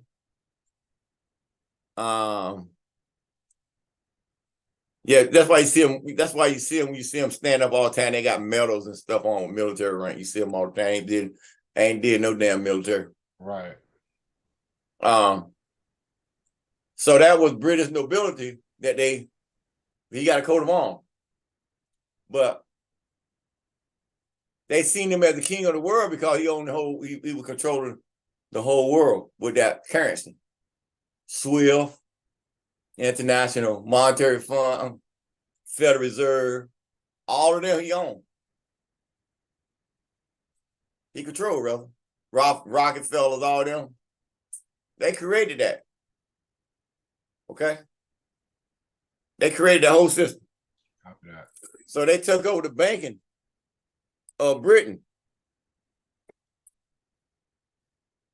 So that's why they say, some say, that boy P. Willie over there, that he might be the child of this guy because him coming now to become king of, a future king of England, they get that seat back that they took the first bourbon got because British supposed to be a royal house, a royal crown, but they don't own the banking. How can you be a royal crown? You don't own your own banking, right? That's a fact. But you remember what they say, Rothschild said what? They don't give a damn about the politics, the politicians, or whoever, as long as they control the what? Money. Finance. Money. Currency. It's been going good for them, right? Mhm. And everybody got Facts. dollar bills and you thanking them, right? Mhm. So you can go buy some eggs, right? Mhm. Or buy some weed or beer, whatever you hooked on, right? Mhm. And one breath, you're not part of them, next breath, right? I call it money magic. Yeah, they had a lot of magic on that money. So you see that bourbon. So he's the fourth. So that made the first was the one who got the coat of arms from the so-called royal family of Britain, which is, if you understood that magnitude where you control the Bank of England, you feel me? Mm-hmm. And still do it and still control it. You feel me? So by this boy, they saying, because you know they said this boy, I mean, come on, you talking about the future king of England. They say the fact though, future king of England got married on this guy's birthday, Earth Day. You feel me? Mm. So, you know, and they had all these months planned for this wedding. And they took the wedding, they got married on this guy's Earth Day. You feel me? Right. So you got people saying he kind of look like him now, right? Mm. And you look at them pictures. So you see, then you know the redhead boy, he don't look nothing like his daddy. Or so-called daddy. You feel me? So that's why they trying to say this boy here that's supposed to come as the king. Now he can tie that line back. You feel me? That makes sense, y'all. That makes sense. Makes Clear. sense. That's clear. Makes sense. Very, very clear. Yeah. Ain't nothing out on the market. I'm saying ain't out on the market, right? Facts. Right.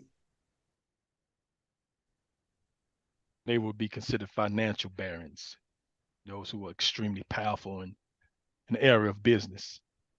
Oh yeah, they big time. Yeah. You don't even count their wealth.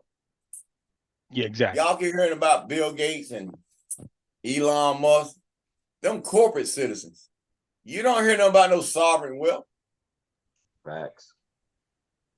Never will. Not the public. They only tell you what corporations done. Like me. You think they're gonna disclose my wealth? Nope. I'm Nope. the stepping on the scene, Master Moose, right? Facts. Oh yeah. Right. Facts. Yeesh. Easy. All right, so we good on that bourbon. Y'all got it more. You got to do y'all research. You know, don't interest me. Baron, yeah, we good. Yeah, the bourbon. My bad, bourbon. All right. Sounds good. So we'll do a research on that. So next, we can go to the next slide if you want to, please. Continuing. Oh, so this March, right? Yeah, this March. We're jumping into March now. All right, cool. The 1st of March, 2024. The official document of the ECMYE-IRK Republic Government. 1781. Space formal ratification of the Articles of Confederation was announced by Congress. Under the Articles, Congress was the sole governing body of the new American national government, consisting of the 13 original states. The Articles remained in effect through the Revolutionary War until 1789, when the current U.S. Constitution was adopted. 243-year history. 4th, March 2024. H.E.M.4: Emperor became sovereign crown prince, claim -of -the life, CL 2004. So it marks the 20-year anniversary. 6th, March 2024. The Imperial Order 00002, 2018 marks the 6-year anniversary. 7, March 2024 is our full moon, part 1. The live reading of the Imperial Multiproprio / Royal Official Decree public notice to the world. That was the 2-year anniversary date. 8 March 2024, witches in Scotland were pardoned, and a formal apology following a campaign for legal pardons and historic justice for the people, primarily women who were convicted of witchcraft and executed in Scotland between 1563 and 1736. Marks their 2-year anniversary. In the 10 March 2024, the new moon, the new moon is seen as a time of new beginnings, fresh starts, and setting intentions. Any questions? Comments on this slide? Yeah, we got a couple in here. So the first question is, when you use the word doc right here on the first one, what does that mean actually when you say we doc the official document of the Imperial CMYE-IRK Republic Government?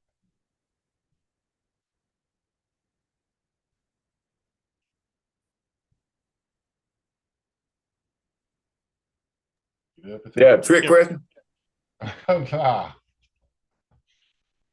Everybody docking. Not a trick question. For the audience we're talking to. You just passed March 1st? Yeah.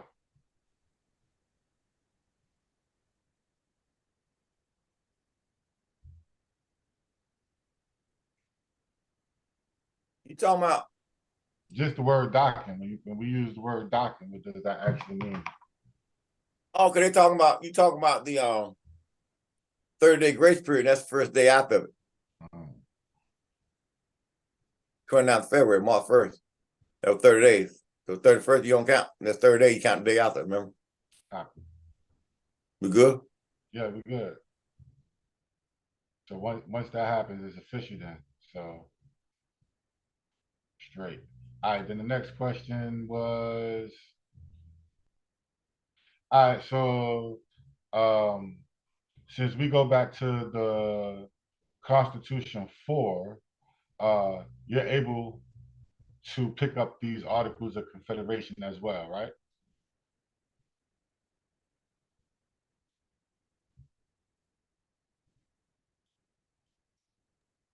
That's the United States Society of America. That's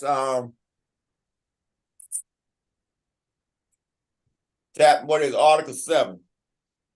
Remember? Okay. Remember? You said Article 7? Constitution. What's Article 7? All contracts, debts that was under what? United States Society of America, which is the Articles of Confederation, is valid under this new estate. So you going out here, you're going 13 states. Because they didn't tell you about the 9, they hear that. Feel me? The original 9 states. You go back to the September 17th, 17 September 1787. The original 9 states. That's that small U, right?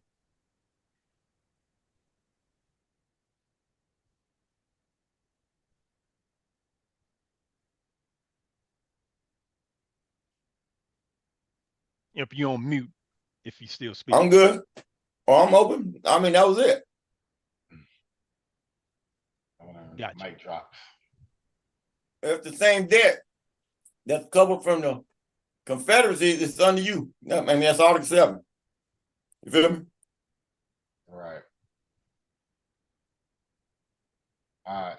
So that make the $100 million in gold, that venue, all that came right with it. You feel me? Right.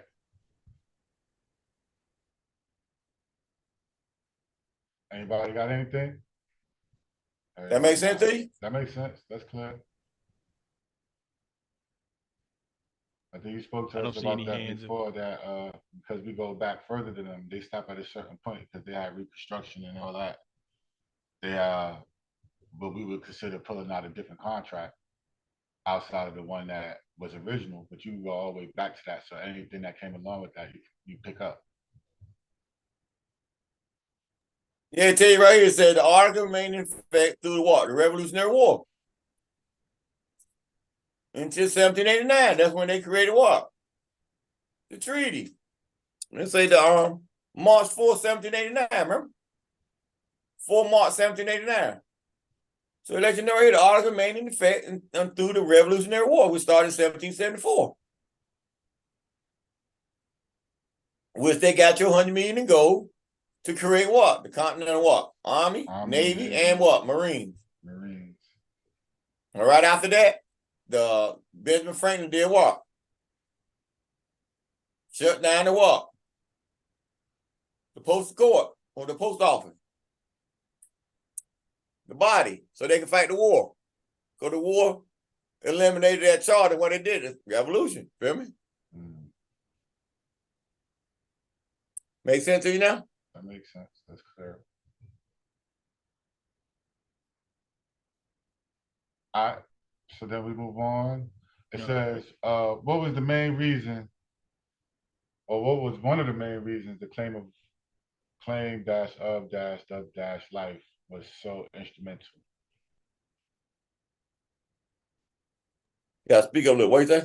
What was the main reason that the claim dash of dash the dash life was so instrumental in the Republic? Oh, I gave you that story a while ago.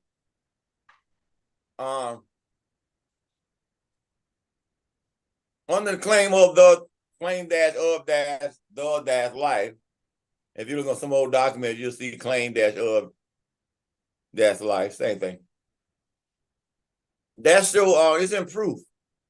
That's your claim of life to the land. You're sovereign. But we did it on our own sovereign state. David, the true language was under the unity state citizens. Okay? When David got wind, we had our own sovereign state. Well, y'all the sovereigns of your state. In my case, I was the crown prince, because Crown Prince Randall Bay have already went to the other side. And so that seat was under me.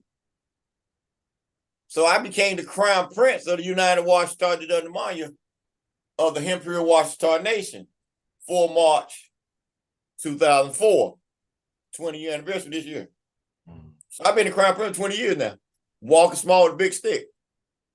Ain't asking about it for shit, right? Right. I mean, I don't own nobody now, right? Right. Right. That was good. So anybody go do a claim of life, that's fine. But you ain't got no status because they shut David down. So now it's just a piece of paper. Because you ain't got no status. We created our own status with the claim of life we wrote in our own state. You know, we were pirates, remember? We copy claimed the 48, we copy claimed the Washita, we copy claimed the Yam, we were pirates, boy. David said copy claim, somebody can never come and take it from you. Because you become first in line. Meaning what? We became postmasters. For the Yankton, neighboring government, my Fact embassy. We always kind of wondered why they carried us through the post office. Now you see why, right? Yeah. Explain a little bit. Right. Yep.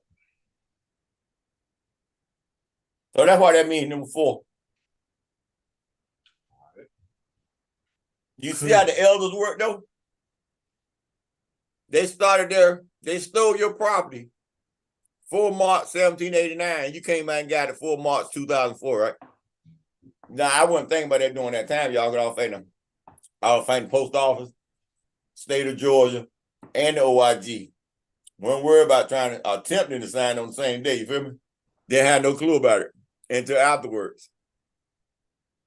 You go back, you can go back and look at the writings. They're letting y'all know how the elders been guiding me, right?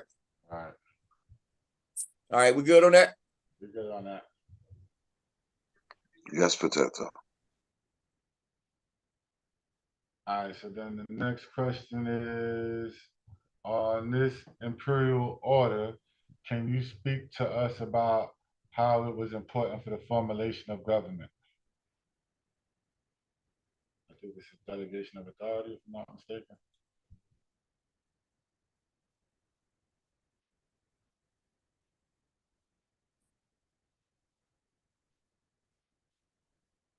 Say that again, I'll get something to drink. You go ahead. I was saying on the 6th, this imperial order 00002, can you speak to the importance of it as to the formulation of government?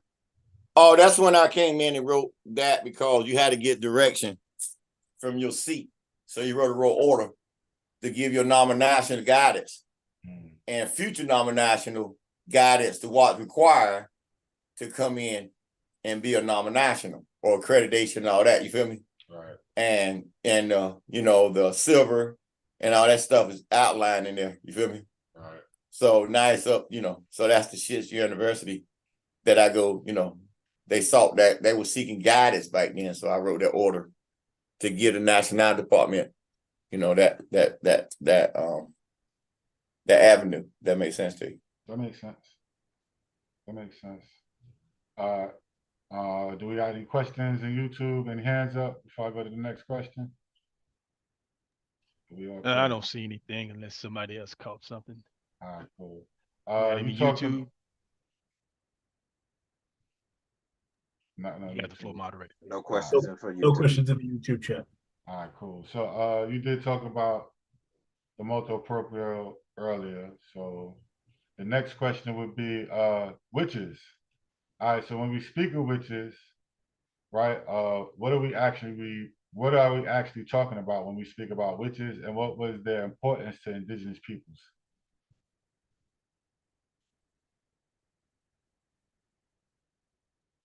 Is that a question? Yeah, that's a question.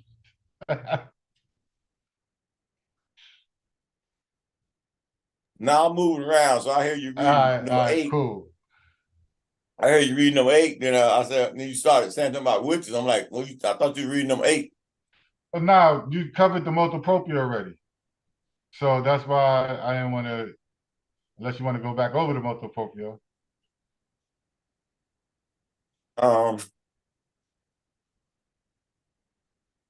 It's the 2-year anniversary of it. All right, well. But, that was a live read because motu proprio was on the 18th of March. That was a live read, right? Oh yeah, the sign on the 18th of March. 2-year anniversary on the 18th of March. So night was a full moon live read there. They ain't been signed in yet. You hear me? Yeah, I got you. That's a typo. So we get down to 8. That's a typo. That's supposed to be the 8. That's supposed to be the 18th. Oh, no, that was on the 18th, not the 7th.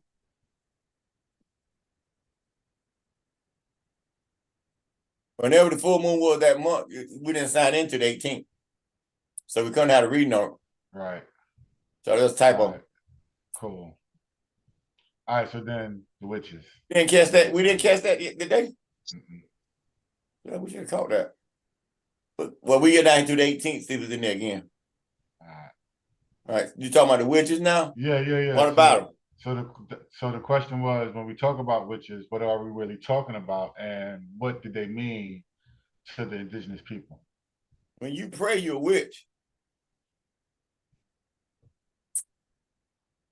Man, that scared everybody, right? How so? Well, the ones that pray, yeah, they shaking in their boots. Good.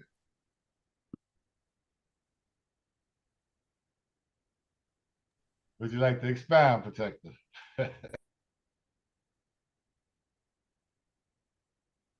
Living in a world without magic is unreal. If you're living in a world without magic, well, that makes you living in a spiritual world. And the spirit don't mean nothing. The soul is everything. The spirit is nothing. You feel me? So if you're living in a world without magic, you're living in a spiritual world that ain't worth nothing. So you give your whole soul to a religion, a spirit that ain't worth nothing. You feel me? Okay. Witches.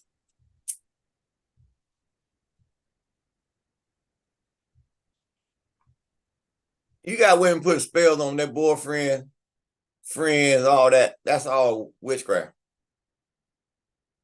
A lot of them that gospel music, that's warlock music, witchcraft music. The Psalms was what pleased the elders' ears, not some damn gospel or ghost spell. You feel me? Make sense to you? Makes sense. Makes sense. Makes sense. Every royal in the city, in the world, got a warlock or something around them. Has to be. Just being real. Okay. Copy that. Yeah, protected with If that. you read a song or a ritual or anything, that's magic. If you praying and begging for something, you asking for what? A miracle, which become what? Magic. Magic.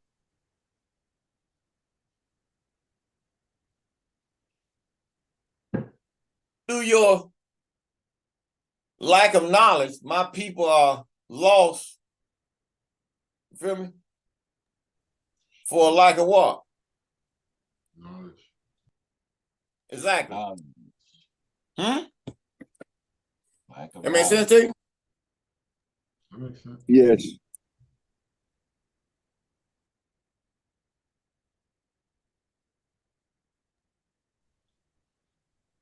All right. All right. No more. So then you got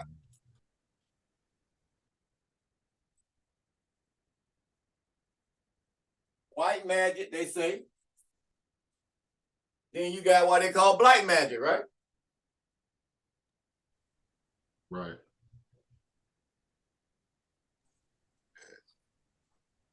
Ancient tone, black magic will consider ancestor worship.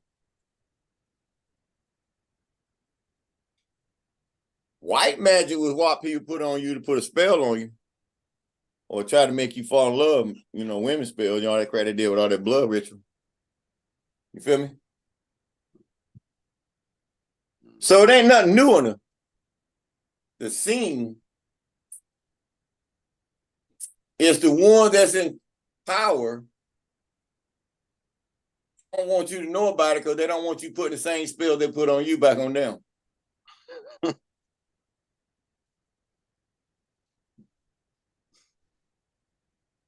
So they got you giving everything that happened miraculously. I can use that word. They got you giving it to some deity, God, Allah, Jesus, anybody but you. So they got to keep you dumbfounded like that. Okay?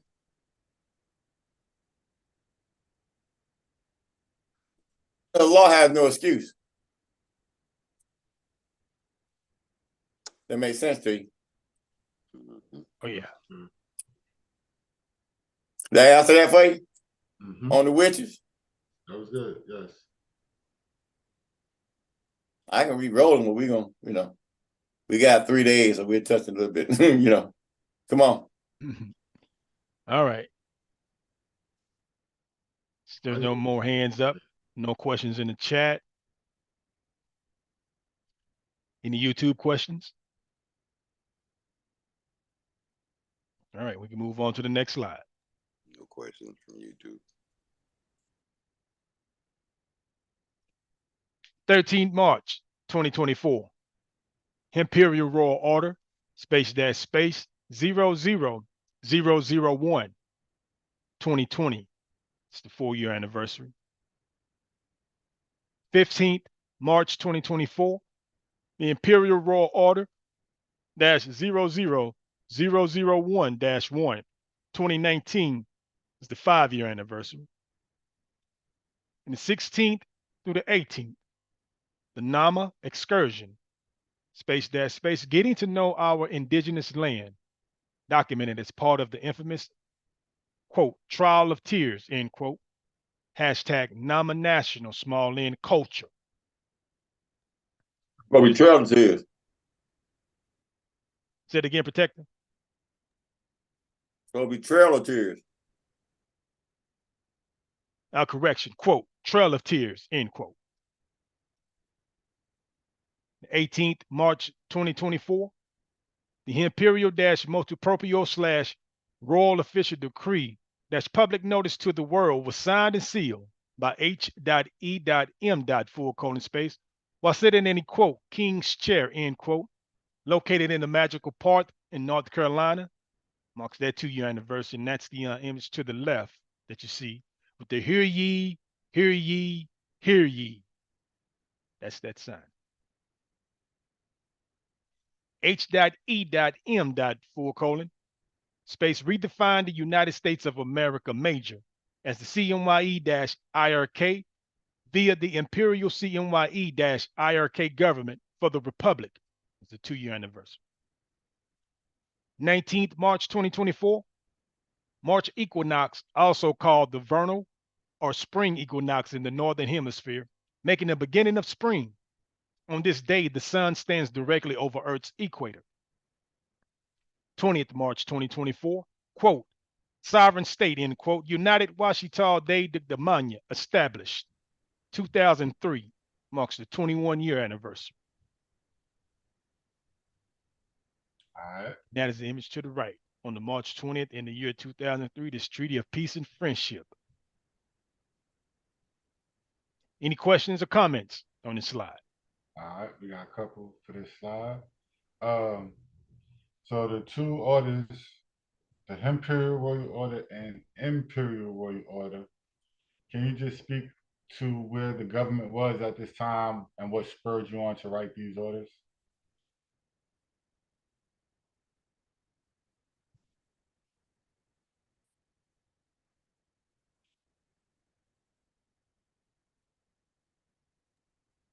Tech, I'm not sure if your mic is on mute. Or did you hear the question? No, I didn't hear the question. Moderator, you have the floor.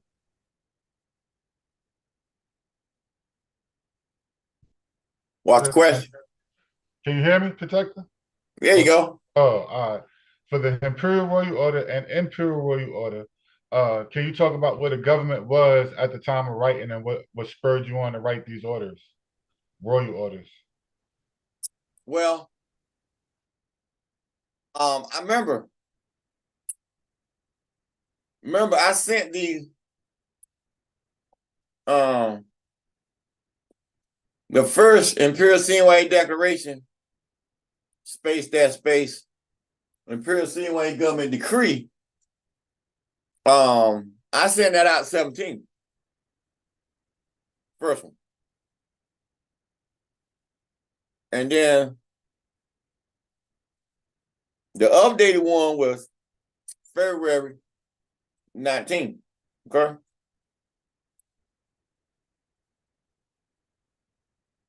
The updated one went out. Now it's time to move the government. Because you had came and explained how you was able to take over the Yamasee government, how you was able to take over the United Washita de Damania of the Empire Washita de Damania. That's why you see me say Empire/United, okay? Take over the Imperial Indigenous Nation, okay, with full faith and credit for the first time, and the Al-Moroccan Empire. So that had to be explained how you, that's what the declaration is. And only a true sovereign can write a declaration decree at the same time, okay? So, 15 March is when I sent the royal order out, first royal order out, declaring my venue. But the declaration decree got kind of, with the printing I told you about, and we came 1A. Okay, just update a little bit. So that was the first Imperial Royal Order that came from my office, solidifying your state and everything. That's when I told y'all they were going to shut down the Mula case, remember? And that's why they did. Why? Because inside of that order, I got what, Article 2, Section 4 in there. You feel me? So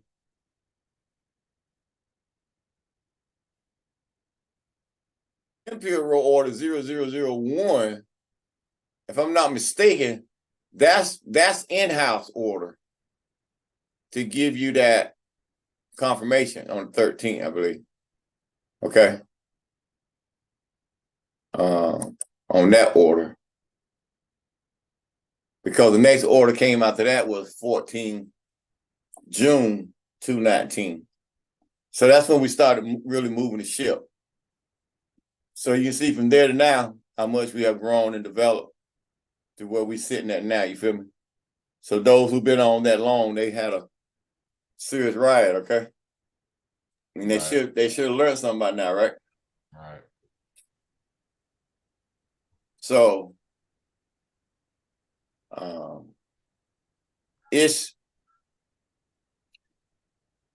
you got the authority to write a imperial or imperial royal order. You got authority to write a imperial or imperial order. You feel me? So you got authority to write anything you see fit that you need under your sovereign state, because you or we have apostolic authority because you're a sovereign state.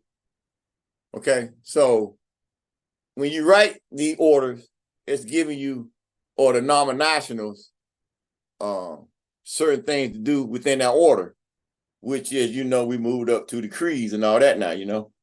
So you can see them developing stages when then and now. You feel me? So they help you out too? Yeah, that was good. Yes, that helps. That's okay. clarity. Everybody good on that one? Yeah. Yes, yes. All right, so then we move on to let me see. Is there a nominational that would like to expound on what a NAMA excursion and getting to know the indigenous land? How was that? What was it? What was it like? The experience, if you can, a few words. That's interesting. Let me see Great who. question. Let me see who stand up and see about the little event we put together. All of a sudden, gets to know the land and grew up on the land and hear yourself, and which we found out along the way that part of Trail of Tears, that they walk right through our land, right? So let's see who steps up to the plate here. I'd like to hear this. I yield. I yield as well. IIEHU, Bella Ray. You have the floor. Salam alaikum with magic. Nama family. Yeah, Nama excursion in our indigenous land. Raw. The word I can say is raw. It's land, it's energy, you know, combined with, you know, the tapestry of, you know, just raw land, air, land, water, energy. It's just out of the, I'm saying, when I came up to the land, the energy of the land, it took me back in time, because I remembered, you know, the land down in Georgia and how it used to be. But this land, it's just so raw and natural. The energy, it just permeated through your being because it's untouched. It's like it's untouched. And knowing that it's a part of our history, the Trail of Tears, it further promoted that energy that a lot of people, you know, seek to get when they go on their vacations or go on their excursion anywhere, and they seek to get to know the earth, you know, through cultural measures. You know, you're down on a land that's just green, just red clay dirt, and, you know, rocks and waterfalls and you know, just caves and mountains and, oh, I get lost, you know, because, you know, I'm me, myself, I'm in that background that I'm used to be in the woods, you know, raised in the woods, you know, and born in the woods, you know, and that just revisiting an old piece of my heritage, being a Trail of Tears in that land,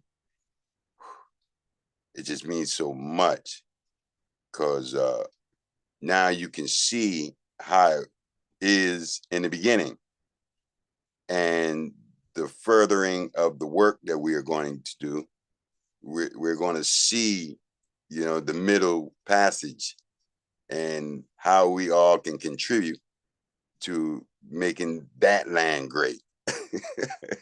Not this land, but that land great, because that energy it has been felt through all the individuals who were there, and you know, getting their accounts and seeing their account firsthand, you know, seeing what took place, the energies that you know, we radiated by being there, you know, trailblazing, pathfinding, you know, making future markers of where what is going to be.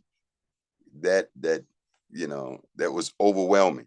It was very much so overwhelming, and yeah, I'm going to leave some for the others to really respond on, but for me, it was, whew, also glorious.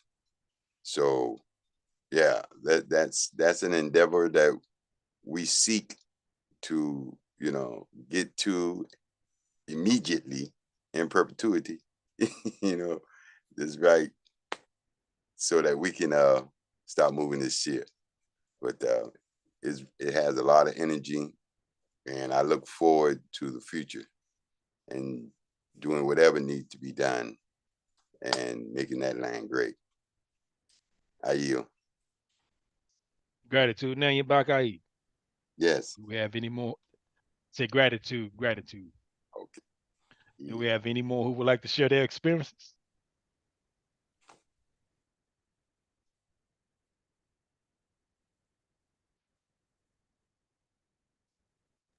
Slam Leak with magic. I'll get ready to say where all the scaredy cats at, you know? Well, you have the floor, now you're petty.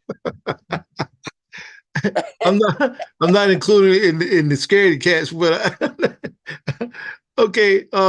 It was a eye-opening experience for myself. As Nanya Bakai Ray just, you know, he mentioned energy a lot. And that's one of the things that I could say that I experienced not being in nature for a lot of years. I mean, we grew up in the woods, you know, living down the country, Georgia, but here was for me was a reconnect.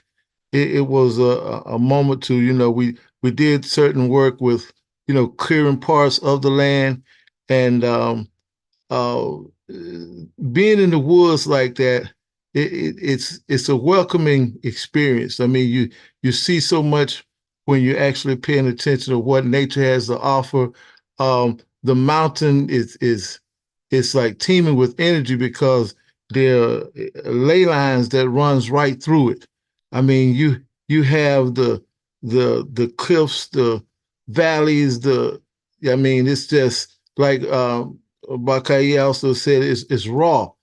And so we had a river, a mountain stream that's, oh man, when you get in the stream, close to it, in it, energy is just, it's everywhere, you know, and it's difficult not to feel something, you know, and there's nothing you go looking for. I mean, we hiked a lot, which was exhausting at times, but you felt renewed by the water.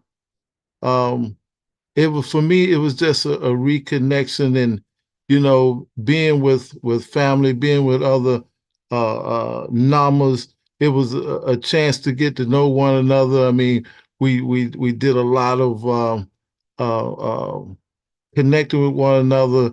I mean, man, we laughed the whole time, so it was always something funny happening around us. But to reconnect to the land, it just gave us a chance to, forget about everything you might have going on in your daily life, and just the getaway was, I mean, it was an awesome experience for myself. And again, the water, I don't know, we all connected to the water in one way or another. Look forward to going back. Just a fun time. Is that the 60+ 5-year-old man they're talking? Oh yeah, I mean, and at the time when we connected in the water, it was like you forget about all that. Your aches and pains, and the water has healing energy in it. A lot of us witnessed that, and it was just a fun time. So I'll yield and let somebody else talk. Gratitude. Glad to hear that. Well, the main thing is that you seen something that's that you ain't never seen before. You heard about the powers of water, but you able to verify the realization of it. You feel me? You stepped in the purest water on the land. Dr. What's his name? The Blair? Delbert Blair. He came down to the land and wanted to make all his them pyramids he's selling. He wanted to come set them in the water to get them energized. Didn't want to leave the land. Say when he left the land, that's when he died. Went back to California. Right after that, he passed away. But he came down to the land. So I hear you talking and your energy, but you realize you witness your land. You able to stick your foot on your land. You got your mailbox down in your land, matriarchal council, indigenous imperial matriarchal council, and you had it. You slept on it. You worked on it, and those that came had the experience of a lifetime, right? Right. Correct. That's true. Right. That's right. So we got the areas for the tents to set up and everything, and we're gonna keep working. And on our next trip, the upcoming trip, so it's our land. It's just the water. It's like when you touch that water, your whole vibration change.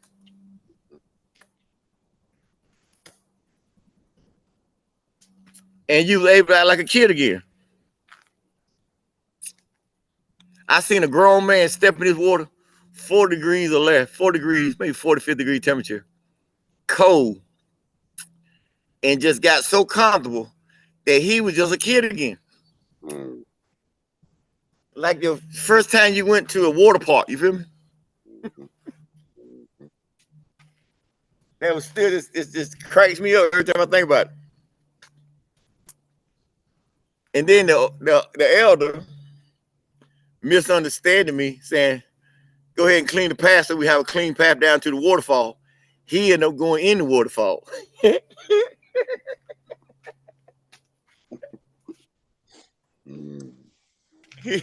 ended up going in the waterfall.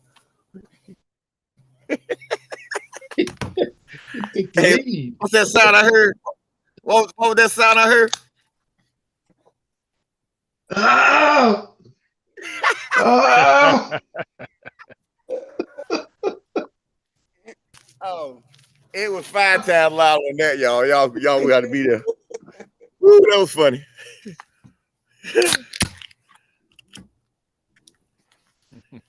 So I yield, let somebody else step up right quick. We got time for one more. One or two more. Come on. And do we have another Nama who want to share the experience? Salam alaikum with magic. It's Lamar Lemons. You have the floor, Lamar. My experience was I didn't have the energy. I expected was from the emperor, being excited. He shared with us his first time experiencing that, what he did and the areas he found, the waterfall and everything. So I went, you know, looking for that energy. So now today, I was able to drink the water. I was able to bring water back with me. I was able to go through all the experience of excitement, of a little fear. Sometimes you got cliffs over there. Wasn't much fear, but just well, I guess that came a little bit when it got dark. so so it was starting to get dark, but now that I've experienced it, I can look back. I've been out in the woods before at night. So the moonlight does carry you through. But I just didn't want other people to get lost and get separated, because we did that the day before, but it all worked out perfect. So the healing effects that I'm receiving today, because I brought about 2-gallon bottles of water back, and that's no easy task either. But I've learned that you can actually pull water up higher without going to the 2 separate streams we went to. So that's going to help in the future for packing water back, because you want this water. One day, this water will probably go viral if we keep talking about it, because so I'm trying not to drink it all at once. I'm adding it with bottled water and other filtered water, and I'm feeling it. I'm 62 years old, and I'm getting excited too often these days. So, and that's a good thing, because I need the energy right now. We got a lot of work ahead of us, a lot of studies to do, a lot of hours up, and it's helping. And the land is a healing place. And for you to, I watched the other guys on having difficulties and aches and pains, and all of a sudden I'm watching them bounce around and do things and let's go. So it's special. It's special. Even the animals there don't seem to operate the same as the animals in the city where I am. So I just wasn't expecting all of that. And it's healing. It's really healing. And I yield. That's about all I have to say about it. Gratitude. So hope you don't mess up that water that you have by mixing it with your other waters. But I'm glad you was able to get some of that water back with you. Well, Emperor said he had mentioned he feels we can add it, because it's the alkalinity of the water that you're adding to the bottled water. So it's just putting the alkaline in it. Gotcha. I don't want to run out too fast. That's my.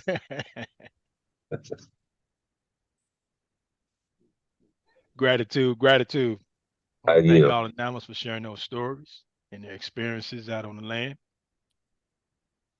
Right now, there's no more questions or concerns. I think we got a couple more. Let me see. Okay. All right, Protector. Why was redefining the United States of America major important as you brought the state forward? Say what now? Why was redefining the United States of America major, in parentheses, important as you brought forward the state? Oh, because the sovereignty of the United States, when they took the contract from the Moors, the sovereignty of the United States was under the jurisdiction of the United States of America, parentheses, major. Okay, that's how they labeled it. They didn't label it Al-Marak and all that you hear all the Moors that they're talking through that Great Seal teaching. None of that. It was docked on the official record at the Vatican as the United States of America major. Okay, so that was the American states and American state citizens. So I officially docked it under our venue, because I got the properly formed, or we got the properly formed and operational republic, form of government. For me. So that's why it was officially docked on that day. You know, in certain writings, it had to be one of the decrees that I wrote while I wrote it in as the official with the republic. And then I updated it to where we at now. Okay. They help you out? That's clear. All right. And then we got one more question on this slide. What was the feeling once it was understood that the sovereign state, United Washington, the Dr. was established? Well, the feeling was that, you know, they didn't really get the feeling. There wasn't no feeling. it was it was a lot of renegades wanted to be sovereigns and didn't fully understand what Crown Prince Ramsey Bay was doing based on what he experienced and what happened with Spain when she got the 68,000 acres back and all that stuff. And the infiltrators in the 90s who infiltrated the Washington got her raided going outside of the venue that was established. Okay, so the venue that was established was that she, you know, United Declaration of Washington Moral Sovereignty, which goes back to the oldest independent nation on earth. That's why it's docked in 21593 number. So these cats didn't fully understand. She only got she got the land, and she got a land grant from the World Bank. When she got the land, that was 250 mil. So within 91 and everything with the land claims act, with the land claim with Louisiana, between that and 99 when she got raided, it was Crown Prince Ramsey Bay said it was infiltrated very, very bad, you know, real bad. And so they took the status that they and try to create a plates, IDs, and all that stuff, and you know, and then they got the cats that she allowed in, and they started selling passports. You know, 10,000 a walk. You know who coming in now, right? Mm-hmm. So it was all infiltrated. But he understood and knew, because he told me, and him and Archbishop told me, that Spain, the King of Spain, said that they can give her back that grant or the land, what they hold from that's established with France, because France don't have no monarchy no more. So all that status you getting is under France. Let's say under Spain. So that's why she was able to get it from Spain, but Spain told her, what both of them told me, that they couldn't give her full faith and credit. She had to come and get it from the United States. So that's why Crown Prince Ramsey Bay was so instrumental in creating the United Washington CMYE to bring it back on the united. See, he wanted to unite, because remember, she had 12 princes. So he said united. So she established the empire. Okay, so he came with a united to unite all the so-called princes, because he was crown prince. Okay, so that's why that so he established it. It was the first time that the Demoiselle Rules or the King Louis the 17th that was written off the books in France, saying he died at 12 years old. And then when you go read about him, but that was the first, that was a official document or saying that story they got in Wikipedia is a straight up lie, because Louis the 17th came over to America and created a whole bloodline. And I'm the 8th Marquis de Masson Rouge to that bloodline. Crown Prince Ramsey Bay was the 7th Marquis de Masson Rouge. Empress was the 6th Marquise to that royal throne. Okay, so that was so you got to remember, Louis lost his status. He was able to regain his status through the Empress Saint Sayil Maria. Okay, the Washington Empress, the sovereign. Okay, so that bloodline still established. So what I did, what Crown Prince did, Ramsey Bay did with the full faith and credit, he came back and gave that seat the full faith and credit. And through us, with the full faith and credit we got from the Georgia and the United States.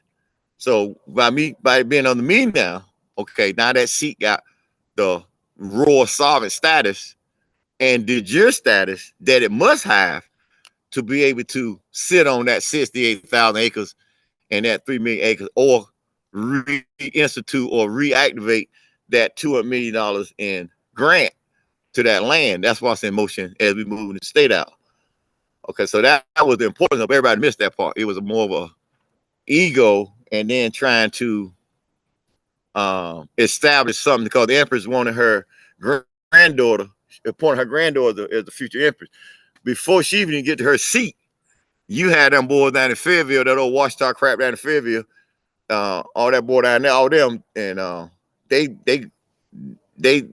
trying to appoint themselves as prince and chiefs and all that without even getting permission from the up and date Empress. You know what I'm saying? So that was wild. That made sense to you. So that help you out? No, that's clear. That's good. All right. That was the last question for this slide. I yield back to the host.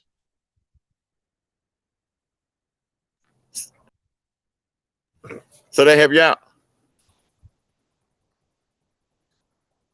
So you seen all that going up to the UN, you know, getting that 5 minutes of fame all to 2003, 4, and 5. See, because all that stuff started when Chief Black Eagle on 2/08/1992 number under United Warbing Nation of Moors, the Constitution, when he filed it in 92, where he had, I think, 8, don't get me wrong, 8 or 10 seats up there. So when he put the government, Constitution on the government, we had to go represent them seats, because the UN was going to sell them seats, I think, for $1 million a seat apiece. But we had to step in them seats. That's when we started sending folk up there to the UN. That clown up there in Canada, that clown in Virginia, that, you know, got an IPO number and doctored on that clown in Fairville. All them cats. You feel me? That's why they run there for that 5 minutes of fame. They register the UN and all that, getting UN IDs when they go up to UN trying to go in court and say they're a UN official. That's how crazy them clowns is. You feel me? You feel me? That makes sense to you? That makes sense. Yes. Makes sense to me. Definitely.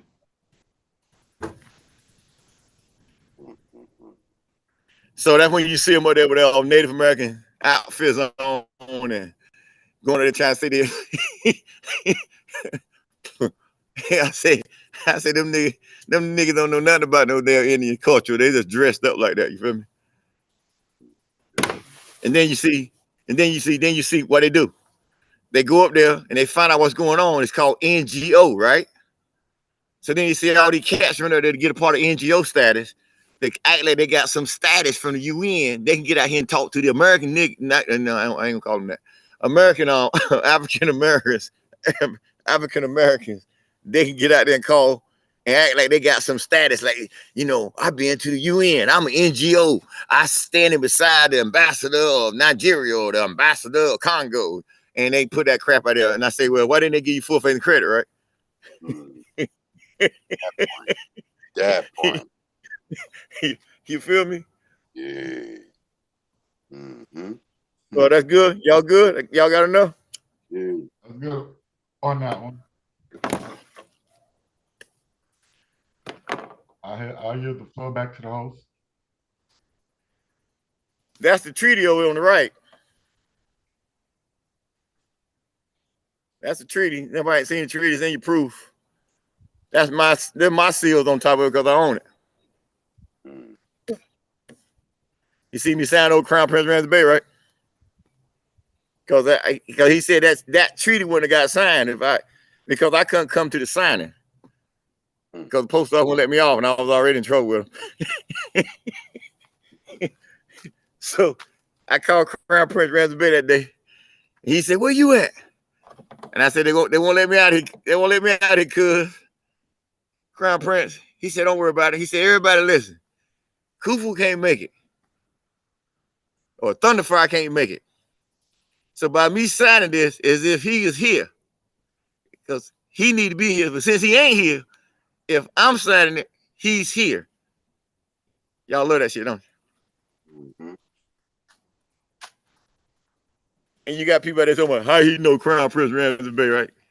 Interesting, right?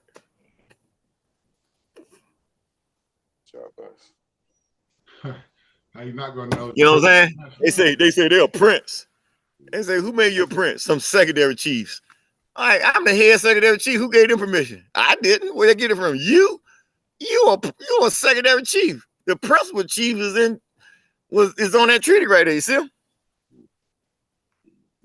See the principal chief? Do you see that boy down in Fairfield in there? Huh? You see that boy down in Fairfield on there? Nope. See them principal chiefs, see? You see that boy there in Virginia there? You see him there? You see that boy there in Charlotte, Mr. Canada? You see him? They ain't nowhere, is it?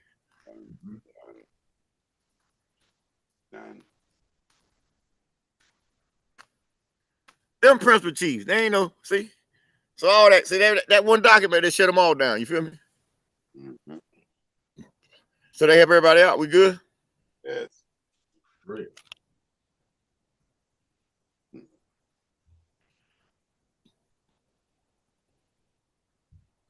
Host, you got the floor.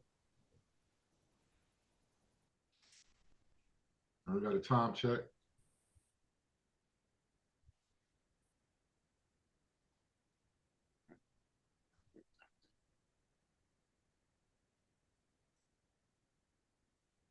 Folks, you're on mute.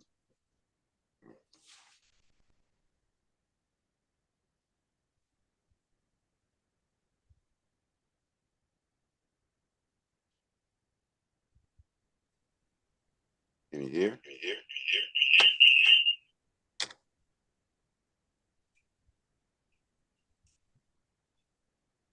Yeah. You're on mute, host. You talking? Y'all ain't got enough for me if y'all waiting on the host. Yeah. You're straight. All right, well, until the host comes back, we can go to the next slide and I'll rock out from there.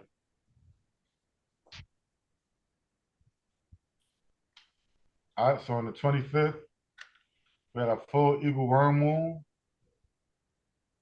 It was a lunar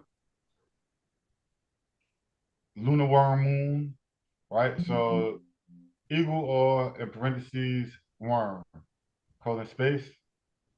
The name associated with the full moon often varies depending on cultural or regional traditions. The term, quote, eagle, end quote, symbolizes the return of eagles to their nesting sites during this time of year, signaling the beginning of spring. Alternatively, quote, worm, end quote, signifies the emergence of earthworms from the ground as temperatures begin to warm up, also indicating the onset of spring and the thawing of the soil. This indicates the month in which the full moon occurs. March typically marks the transition from winter to spring in the northern hemisphere, and the full eagle/worm moon aligns with this seasonal change. The sky will witness the unique dance of the lunar eclipse and full moon in Libra. This event not only offers a visual feast, but also has deep astrological meanings. The lunar eclipse in Libra highlights our search for balance and harmony, our relationships, and the energy changes in the world. Under the strong light of the full moon, this transformation becomes even more evident and invites us to spiritual renewal, letting go, and forgiveness.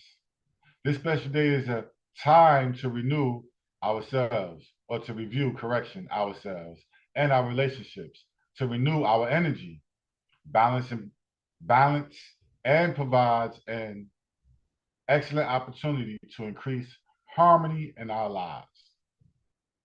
So we have the penumbral, right? The dates on this is March 24th through the 25th, or 24th and 25th of 2024.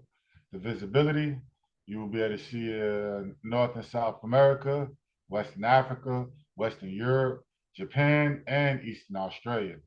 Rotation point begins 25th March at 00:53 EDT Eastern Daylight Time. And greatest eclipse is also on the 25th March at 03 or 0312 EDT.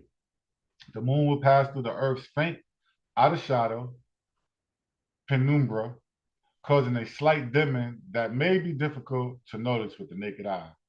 So if you have your binoculars, telescopes, you're looking up, you might be able to see it. So get them out and pay attention.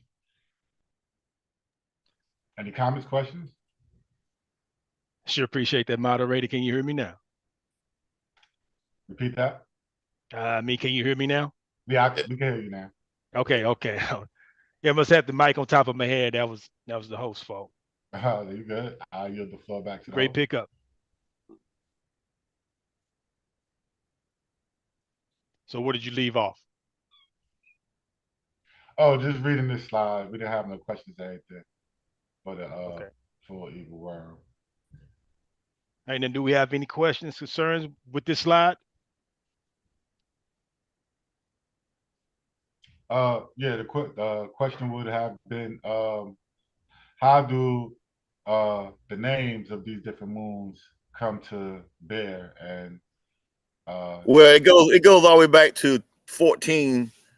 It goes all back to 12. They started counting the blood moons, and they started attaching it to biblical scriptures and the coming of Jazu.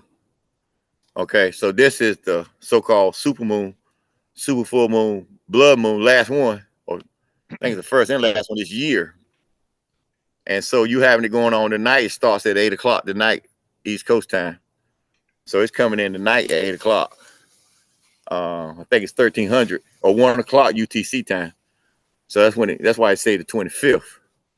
But UTC time is 4 hours in front of East Coast time. So it'd be 9 o'clock East Coast time and 8 o'clock Central time that blood moon starts. We're in the energy of it right now. And then the full moon coming in on 25th, the day before. So it's a good day to have a call because you got all that energy in the market right now. So he says right here, you can see it: North and South America, Western Africa, Western Europe, Japan, Eastern Australia. Okay, so that's what's happening now. So it says right there. Well, it says 0053.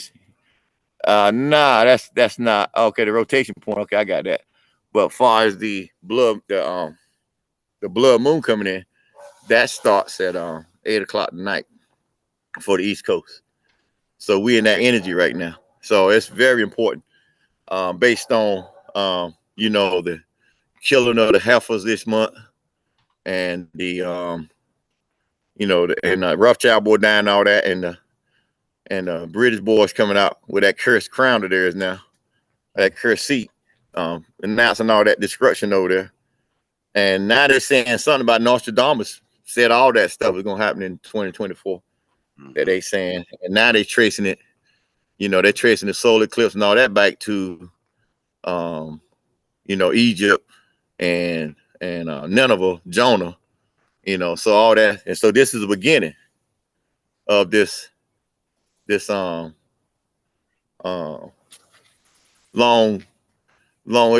journey on a short path, right? Right. Or me coming to my seat. But this is the 25th. Where the 23rd at? Let's see if on You the gotta slide go back. before. Oh, it must be the slide after that then. Because the 23rd, that's the 25th tomorrow. Go back to the next page. And then the next page.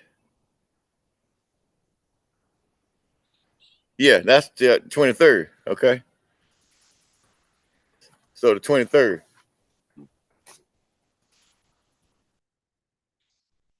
All right, let me go ahead and read it. I got you. So let's go ahead and get this one in. The 23rd, and quote, eclipse CME, end quote. A massive solar flare spewing into space at light speed reminds us that the sun is at, or is very close to, the peak of its 11-year magnetic activity cycle. After a month of relatively low activity, at 0130 UTC on March 23rd, the sun producing, quote, X1.1 class, end quote, solar flare, followed by almost a dozen smaller, quote, M-class, end quote, solar flares and a bright coronal mass ejection. And you see the pictures down here, look like a phoenix. That's why you see I got my radiation hat on, right? Mm-hmm. Yeah. Because you getting all that radiation right now. So, and you see how it looked like a phoenix, right? Yeah. It produced a phoenix. So if you look at that phoenix bird, right, that got produced on the 23rd, right? Then you go look at our coat of arms at the top. Well, don't that resemble us 99.9%? That's right. 99.9%. Oh yeah. That's Oh, right. Yeah. It does. It does. Right. Even all the way to the crown top. See what I'm saying? So you saying that, you know, I get my signs through the universe, right? Fact, Jack. So y'all know I get my signs in the universe. So you know I came in 2022 with the open of the gates of hell, you know, that brought in my coat of arms. Okay, so now you got the universe letting the world know of the royal coat of arms coming into existence, come to rule. And you got the sign. That's why I tell you my rule is imminent. You feel me? It's imminent now. Because the universe will let you know. Come on, man, look at that phoenix. You can't make this stuff up. Perfect. And then you had listen, to create that phoenix, what they say, you They had said two it took. suns. You had two suns, two holes exploding at the same time. Remember that? Yeah, they said it was one big one and it had to open up in two places because it was so big. Yeah, it went That's through. right. Because you had to form that phoenix. You got two wings, don't you? Yeah, he does. That's right. Huh? That's right. That shit wicked, ain't it? That's right. Live time. That shit is wicked. So it's letting you know who time is it? And it came right in time for the full moon, right? Mm-hmm. Right on It came in time. time for the full moon, and what? You coming to your seat. You got your nose on the session out there. We just talked about it, right? Mm-hmm. The universe letting you know this man owned the land. Look at your coat of arms coming in, y'all. Mm-hmm. You can't make this up, gang. Signed and sealed, solidified. Validated. Is that wicked or what? Come on, tell the truth. Mm. Kick the dog, spit in the butt. Come on. In the head facing the right way and everything. Real deal. You hear me, right? Sure. One of them kick the dog, spit in the bucket things, right? They ain't ready for that plant. You know, that plant, they ain't ready for that one. Yeah, they ain't ready for that. In the bucket. Time Yeah. to go. I'm just tripping on that picture. That was a good one. I'm tripping on that picture right there. Over to the left, the far left, how it looks like a chief. Yeah, I see it. You see that head, right? Look like the nose and the nose. to the right. Yeah. And you see the feathers on top. Yeah. It just like that. And you know, and it's not circulating on one channel. Them two pictures right there, they're circulating. I done seen them on about 5 channels already. You know, them YouTube channels. I done seen them on 5 of them at least. You feel me? Yeah. It's wicked. Yeah, it's righteous. Can't make this shit up. Oh yeah, you can't make it up.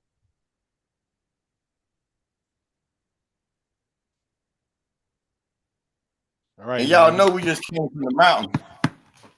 Y'all know we just came from the mountain. And y'all know what happened to me on the mountain that we ain't gonna talk about here, all right?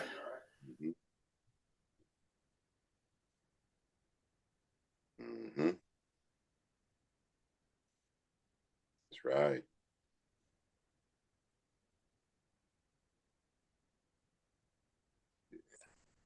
So you getting all that vibration with me, right? And then 2 days later, look what happened. Mm. Y'all forgot about that, right?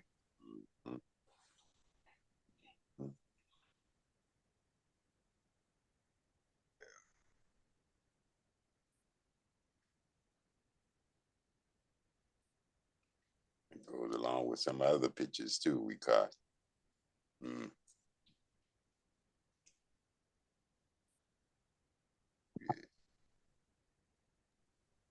All right. So, Bacan, I heard you telling your story on the land. So, you know you can do it. We ain't got no excuse for them young bucks, right? That's absolutely correct, Emperor.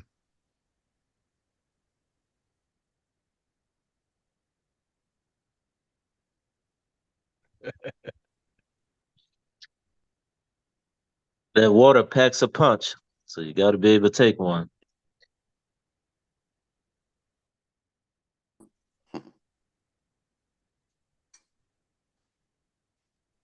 All right. Do we have any more questions? So that's good on everybody trip. Yeah. Real good. All right. Yeah.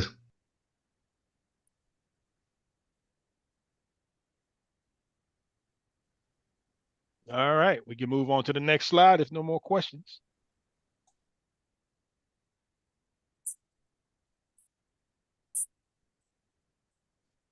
The next one we just went over this one prematurely before the previous one. 25th March 2024, continuing. H.E.M. space introduced new Nama affirmations. This is the 1-year anniversary. Well, that was some affirmations that you know, I put together some y'all asked for some writings to get you going. So we put together a masterpiece. And 135 days.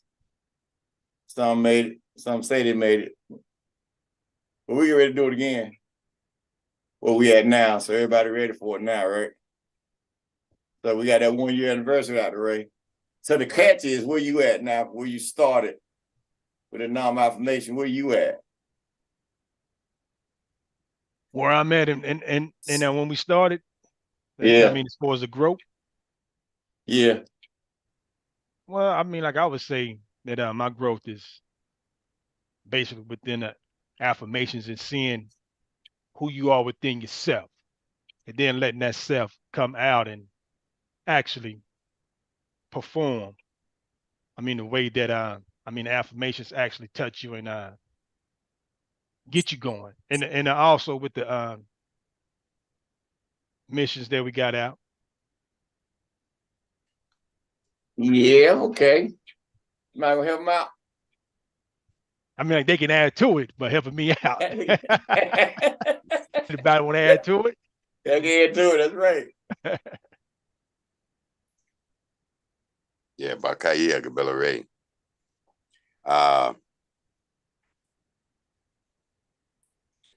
The affirmation. We started on the affirmation a little into the year when we got on the ship. Then on the 29th, May 29th, 2022, you introduced a more intricate affirmation, and you introduced the dwellers. And we all was, in the beginning, the imperial vision was first. So that put in our mindset a vision, and a lot of you know, individual who was on the ship, some who are still on the ship, they couldn't see that vision because a lot of things was unwritten, you know. the motu proprio, the imperial motu proprio, the royal public notice, you know, press release to the world, you know, things on that level of now the notice, all the notices, you know, it wasn't written yet. So we couldn't see the vision. And now being at that accession, and that's in the affirmation, is in the affirmation. We were reading it from the beginning.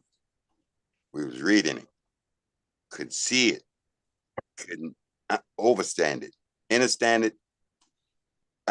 it, or overstand it. Now being at that point of accession,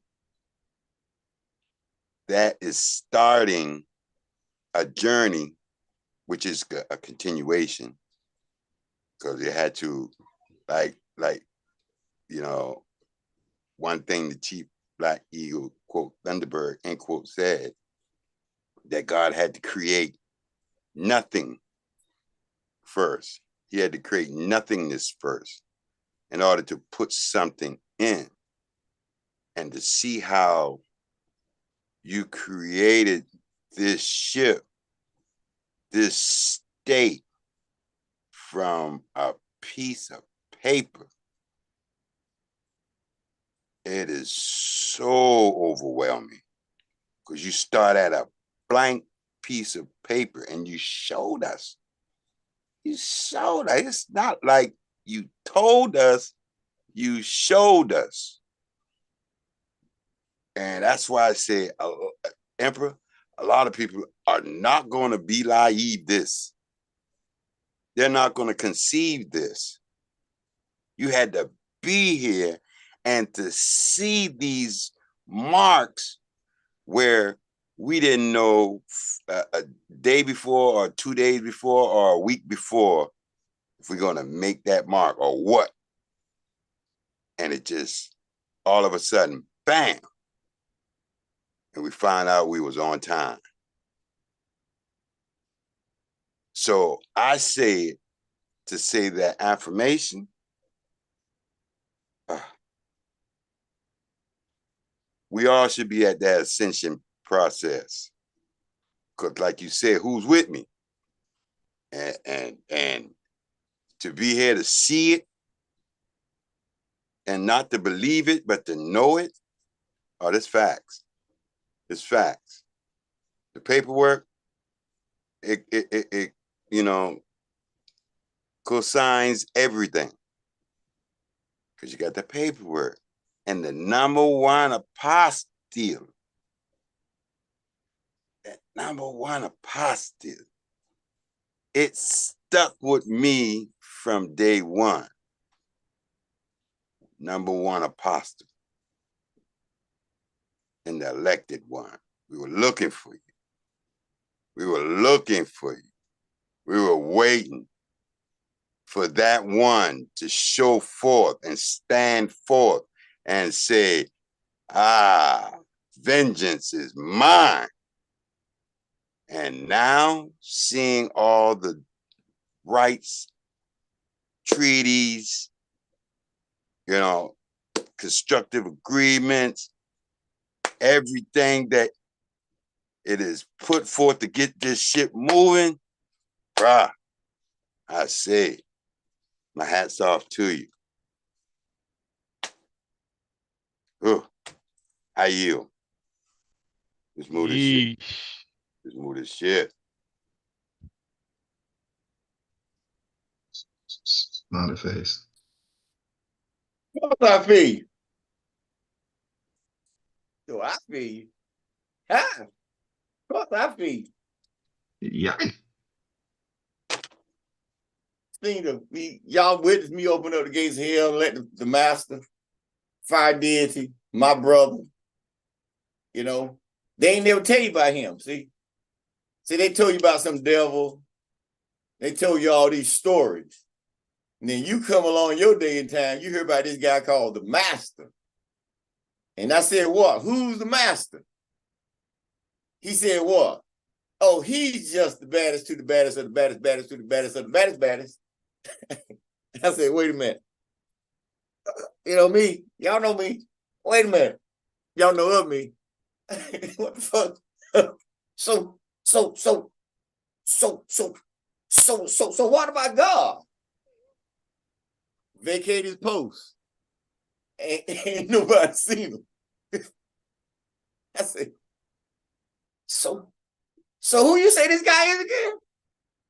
Oh, he the baddest to the baddest of the baddest, baddest to the baddest of the baddest, baddest. I said, so what about Allah? What about him? Vacate his post. So you know that good one for last. Y'all know me. So you know what about your your precious Jesus? Cross empty. Gone. Vacate his post. I said, so who this guy again? Oh, he's the baddest to the baddest of the baddest, baddest to the baddest of the baddest, baddest. He said, but he kneeled to you, is what you said, right? And I said, yeah. I said, when I arrived from here and been in Scotland at the same damn time, in two places at one time, and here in this body, and there in my dweller form. And this brother was like a fire block when I told y'all, when I was standing there, because I was like, where am I at? You know, what is this? And this whirlwind was just going. And he just kneeled up, stood up straight, mortified being. Between 8-10 feet tall. And looked at me, and I looked directly at him. So that's how I know I had to be in my dweller form. And he kneeled to me, and I kneeled to him. And that's when the wings came up. I mean, that was impressive to this day. Working on mine. And he did that noble look and took off. And in that whirlwind, you seen all the other fire entities going around in that circle. You feel me?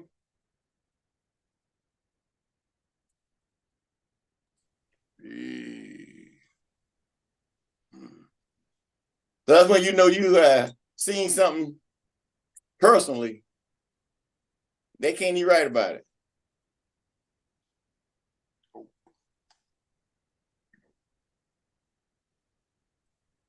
You feel me? Got you. You ain't read no stories about the master. You have people coming along and say they the master teacher. But the master immortal fire being, you ain't heard nobody talk about it.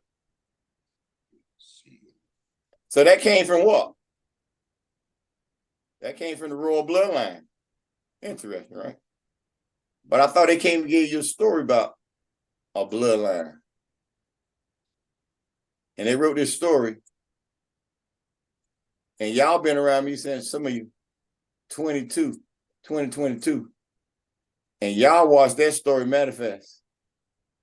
And the walks y'all seen me walking to get where I'm at right now. Even the birthing pains. You feel me? And them normal affirmations were kicking. You feel me? And they were tired of preparing me for my arrival. Because I told you in 28 January 2022, I'm coming to my seat. Whatever I got to do, I'm coming to my seat. And y'all see me every time I hit perfect. Timing, mailing, receiving the mail on certain dates and time, perfect. Confirmations in the sun, the moon, sun, what do you have that, what do we call that, down at Sunset Beach? What was that, the Sundog. Sundog. You know, all kind of stuff happening. And now look where we at now. And then going down to the land, y'all know the 2 times I went down in that water. Y'all know the story. And you see, I ain't missed a beat. And now we coming in this day and time. And look where we at now. You feel me? So that non-affirmation on point, right? On point. Unbelievable. All right, so I yield because it's after 8, so we gotta get through this whole slide tonight, okay? Copy that. All right, so we gotta finish this up tonight.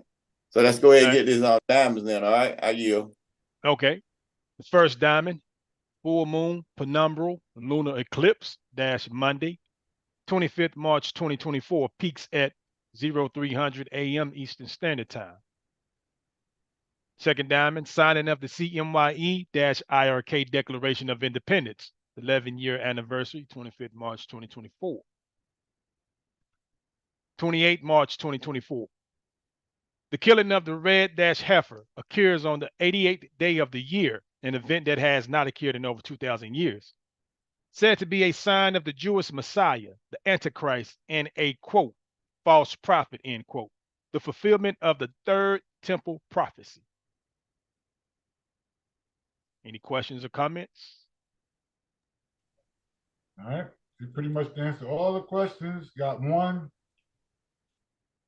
How did you know to write the Declaration of Independence for the CMYE-IRK at the time when you wrote it?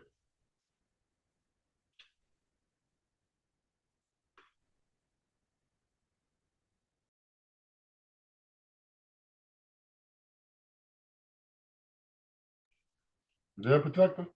Protector? Maybe he's probably stepped away. Y'all call me?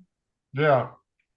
What you got? We got a question for So I you. was just asking, how did you know you had to write the Declaration of Independence at the time when you wrote it for the CMYE-IRK? Oh, because you had to do the you see with the Declaration of Independence inside the Constitution, it tell you quote, and it says in the Constitution, Declaration of Independence that they wrote, and it says that you have a right to supersede or rewrite that Constitution. Okay, so by that Constitution being under me, I'm able to rewrite it or update it to where it's at now. So inside that, you had to do a Declaration of Independence to declare yourself free, independent of everybody, everything. You feel me? So that's why that was part of the whole right in the Constitution with the preamble. Then you had to do the Declaration of Independence. Declare yourself free of all status, of everybody. Every state, the embassy, everything. Matter of fact, embassy, all that, you had to free yourself from that energy. So that's why you had to do it. That's why I was part of it. But I had to send it out separately. So we went to do the mailing. It was too thick. So I had to redo the whole mailing and then put the Declaration of Independence and the apostille, separate by itself. And then the Constitution went by itself. Okay. So when the Vatican or the Pope, when he sent the Declaration of Independence back, but he kept the apostille. So when Brother Tucker said, when I didn't understand contract law and everything that's going on in the international arena at that time, I was upset because he sent it back. And they made sure I got it too. And so he said I should be happy because he wanted to keep his job. I didn't understand that until he wrote the motu proprio and the civil orders. But that's what Tucker was telling me back in 13. So you see what his mind was and what my mind was back then. Right. When he gone. You feel me? Right. So, but he got his training through the JAG. So he understood that stuff. You feel me? And it's okay to say now because, peace be upon him. You feel me? But so you see how they teach their generals and stuff on that side, that you see these cats out here on the market claiming to be smart. They don't know nothing about international law. contract law, anything. You feel me?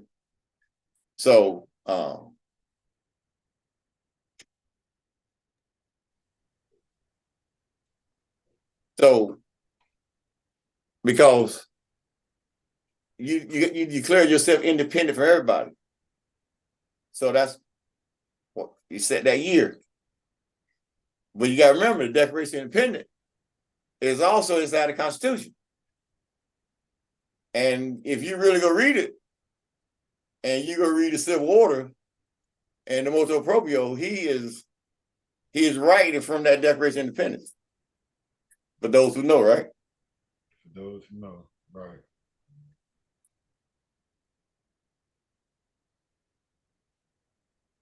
So that makes sense to you?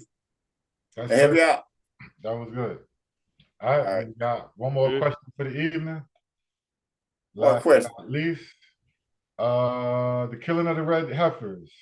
Oh, wait a minute. Okay, so you said the Saturday. Okay, you got. Okay, we just did it. Okay. So we're on 28. We got one more out there. We got some more. There's another slide. 2 more slides, I believe. I think one was added. Remember?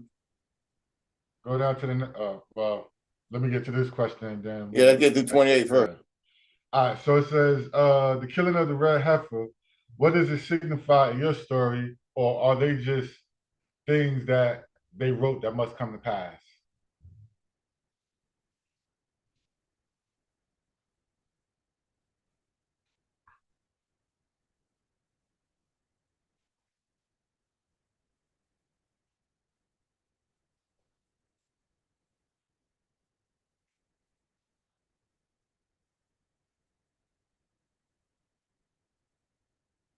You there, Protector?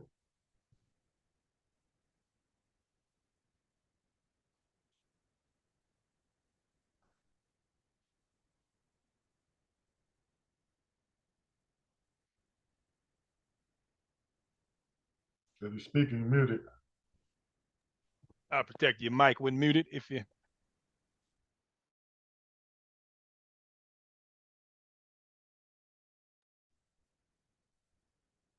Okay, you never got the answer to your question about the red heifer and the killing of it.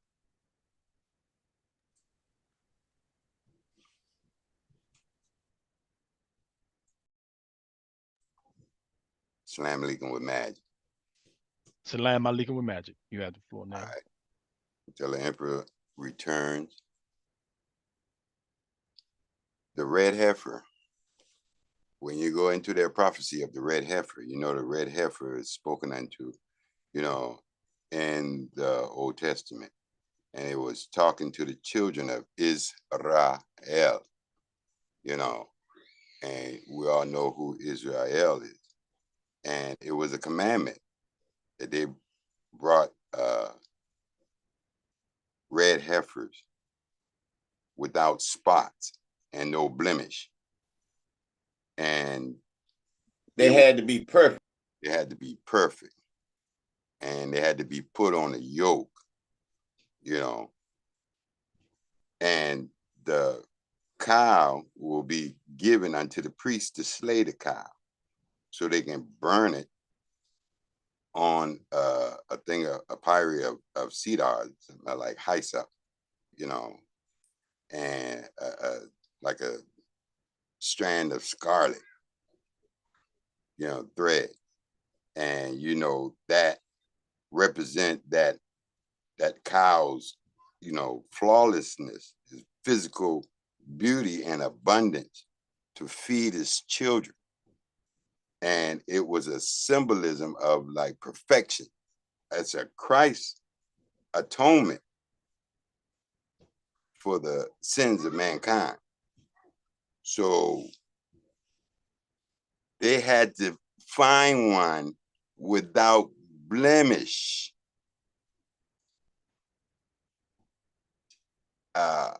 You talk about the old book in the Old Testament.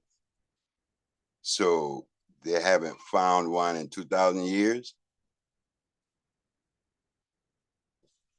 They just found one, not one, but 3. Wasn't it 3? And they found we counted, it was up to 5, I believe. Someone, I saw up a picture. to 5. Yeah, it don't go on. A picture of 4. Yeah, exactly. And I'm saying like 2,000 years now, you have the emperor coming to his seat, and I only not just found one, I just found two, I just found three, but they onward to 4 and 5.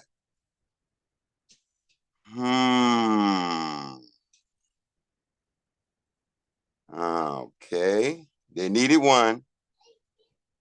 They had three. They got three. Now they're up to 5.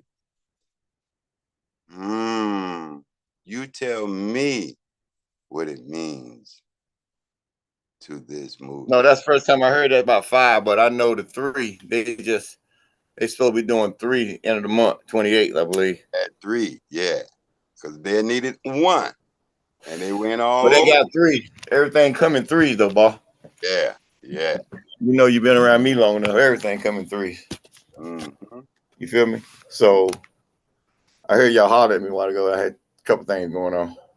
Okay. And so, Are you? No, you good. Come on, I'm vibing with you. Yeah. And where I'm at, he got to throw the Ethiopian piece in there, right? So it's just interesting that it's happening after the full blood moon, you know, right before you got a full solar eclipse. That, you know, if you've been paying attention to that comet, you know, it's circling now, or it's throwing waves out. You feel me? So they ain't never seen nothing like it in their life. What's happening as we speak? You feel me? Yeah. You know, so, and then they doing this. So we just set the record straight for everybody, is that we don't care if you're a Jew, a Muslim, Christian, whatever make you feel good. You ain't got to believe in none of this. It's happening. And if you're living in this day and time, you should be paying attention. You feel me? So you can put out your ego down on the side, your belief in Jesus, God, whatever, and seeing things happening in real time in your lifetime. You feel me? Yeah. So, and you talking since 2,000 years, man. Yeah. You know, that was ever since Lot. That was ever since read the Bible. You read the ancient scriptures. That I ain't gonna say the Bible because there wasn't no Bible. No. Well, yeah, that's right. It was the Bible. They put holy on to scare the hell out of you. But no, it was the Bible. It was the Bible, the Bible, and then the Holy Bible. But it wasn't but a collection of books. A little book. That's it. Little book. Yeah. Facts. And what they did was, you know, at one point in time when they wanted to form the religion, realigning us, what they did was they kept certain gospels or certain books out of their so-called Holy Bible to further realign the chosen ones. Also, not to reveal certain prophecies that was going to further reveal who was the coming ruler of the earth. Yeah. But you remember, they was, you know, they got everybody running after the chalice and the Ark of the Covenant and all that about trying to find the royal bloodline. When the ones that knew about this piece that disappeared, and whoever that piece reappeared to, which is me, the royal cross, they knew that was the royal bloodline.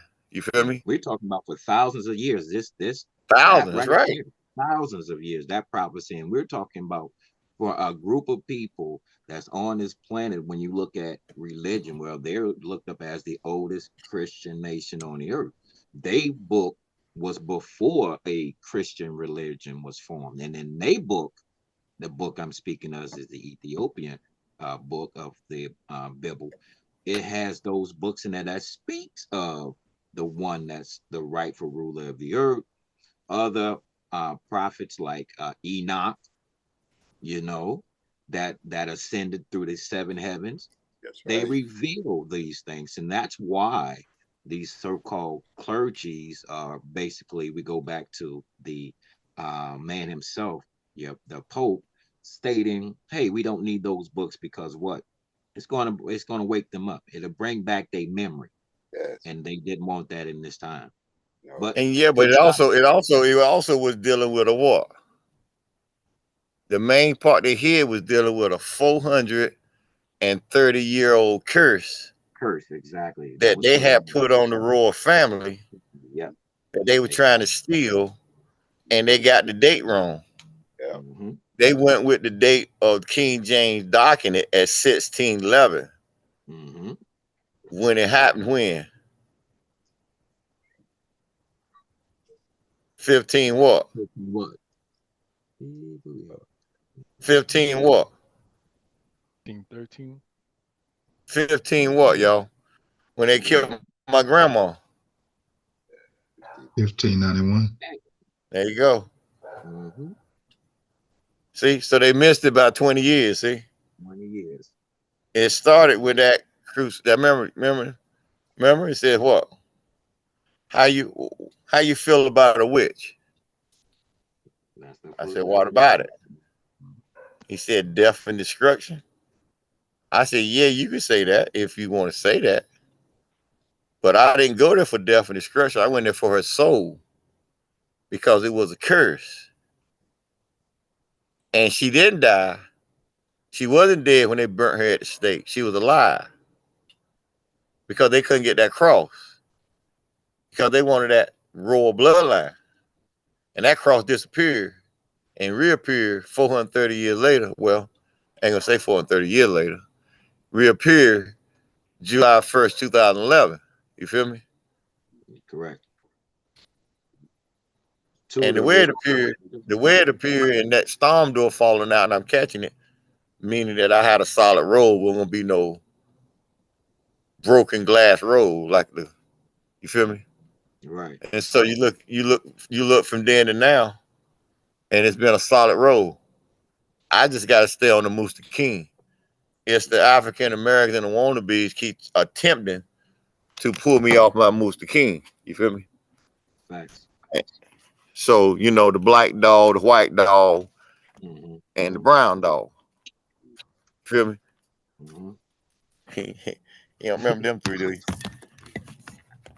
Well, they came up something similar with the horses, right? The red horse, the green horse, the black horse. It was a dog. Yeah, but on this journey, I had to walk.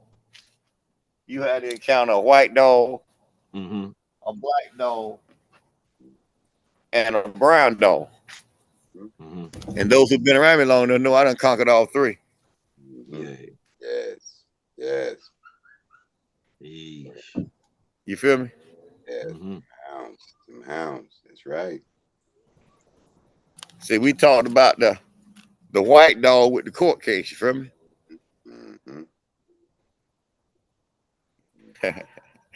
You got me right. We're gonna leave that one to that one. All right. Yeah. Leave that. Yeah. That's something that they don't understand. When they talk. Well, they need it's more so state secrets because what they attempt to do is just take what's over here and go back out there and try to mix it with whoever leader they think is a martyr to them. You feel me? So then you got those that he try to attach themselves to me through nationality and try to act like they're sovereign with my paperwork. You feel me? So, so you got that type of characters out there. You feel me? And everybody want to be a damn sovereign. So you say, okay, then, so where your military at, right? Since you're a sovereign, where your damn military at? Because you ain't got no leader, you ain't got no rights, you ain't got no order. You feel me? Everybody's want to be a damn sovereign. All right, so where your structure at? Well, if there ain't no structure, that make everybody's what? You got to fight your own war, don't you? Right. Right. Do as thou will. Do as thou will. See? So when you bring that question up, them dummies, they get quiet. You feel me? Then they said, well, where your military at? I said, last time I checked, called the Grand Army of the Republic.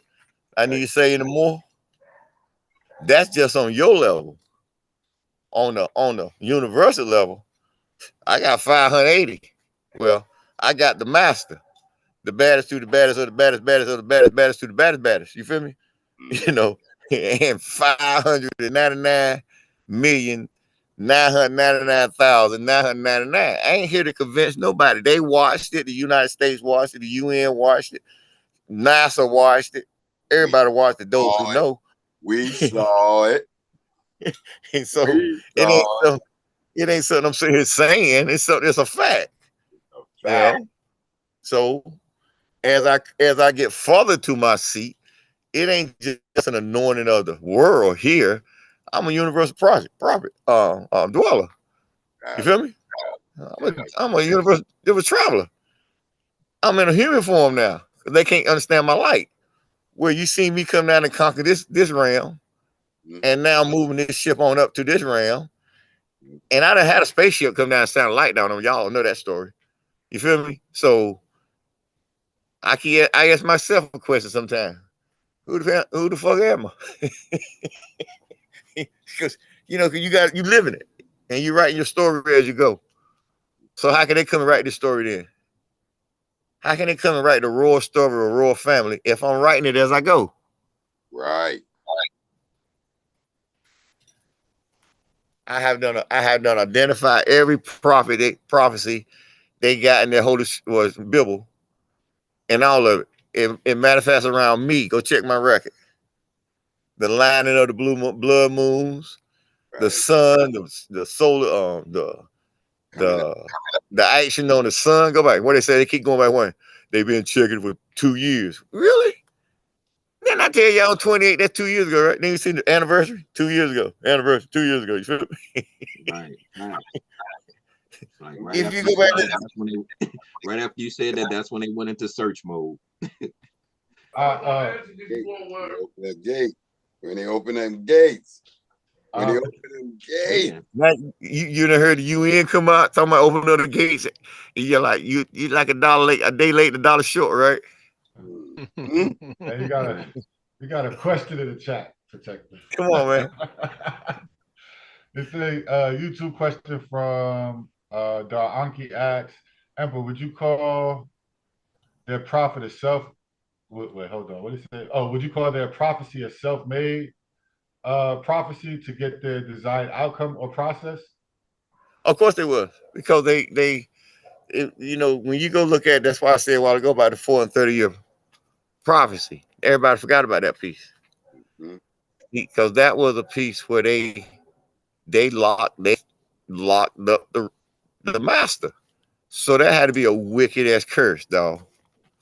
And so the covenant, which y'all say witches and warlocks, all that, the real ones that exist to this day, okay? They made a pact with the so-called royals of the land because they had the prophecy. They wrote it. But they got a date wrong. Because they know what's going to happen because they wrote it. They was given that right when they did the spell to lock and they say he's going to let something out one day and he's going to be out for 1,000 years and they'll let him back out for a short period. Don't even make no damn sense. They let you know they didn't know what the hell they ain't no visionaries. So they try to write a story. So here I am. They can't tell me 1,000 years. They don't have a right to even speak. That's why I say in that day and time a true sovereign will appear. They ain't no true sovereigns.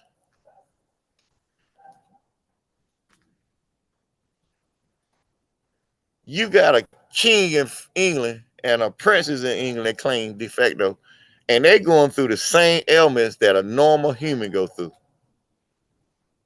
They're getting the same therapy, the same treatment. Okay? So you tell me what make them roar over you.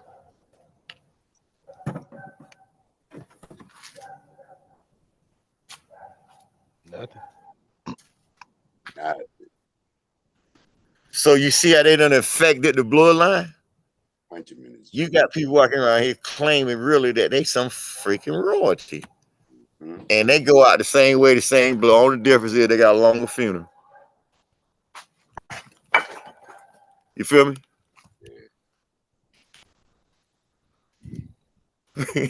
Y'all like it when I say that one. This got a longer damn funeral. Yeah, that's true though. I mean, that's really what it is. You feel me? They say they trace their story back to Egypt and raising of the coming forth by day ceremony, right? And then you find out in your later years in our travels that they had to create an invisible shield that stretches Mars all over so that your soul can never leave. Never leave. So that coming of breath ceremony or life ceremony, what I say a while ago, that the Egyptian did, that everybody talking about and try to attempt to practice. I don't say try to practice. Y'all can use that word. When they released the soul, it got trapped and came right back. It couldn't leave. So he wasn't no divine being, this pharaoh, whoever. You feel me?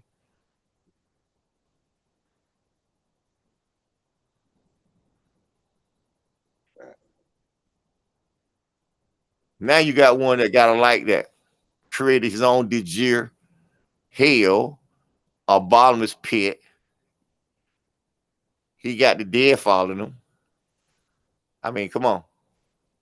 I'm just walking. These are experiences that has happened on my journey. Shit, we done made 100 movies by now, right? You talking? You got a man walking. You got an emperor walking. That in his lifetime, the water washed him off a mountain, 18-wheeler, and he blinked his eyes and he was at the bottom of the hill. You got an emperor walking. That happened in his lifetime. You feel me? You know what I mean? You got an emperor walking who post office got all these records that was driving a truck and ran off the road, and state trooper said, "Well, I ain't supposed to be talking to you." And he said, "Why?" I said, "Why?" He said, "Cause that air gas plant right there, at the rate of speed you was going, you supposed to ran right through it. So whoever protected you, I can't. They ain't enough for me to write up." Because when they stood the truck up, I laid it down, and I told you the side mirror was in a ditch, so I was able to drive the damn truck back to fill that post office. And I had a what? I had a convoy. I had helicopters flying. I had postal inspectors, sirs, state troopers. I had about 15 state troopers behind me and about 15 in front of me. And they had a helicopter on top of me, driving me all the way from between highway, what is that, highway 30, Philly, leaving Philly, going up to Harrisburg the back way. Is that 30? What is that town up there? About 45 miles outside of what's that town? Anyway, and that outside of going up towards going to Harrisburg, there's a town up there everybody go to. What's the name of that town? Because I had to go to Harrisburg. Past Harrisburg.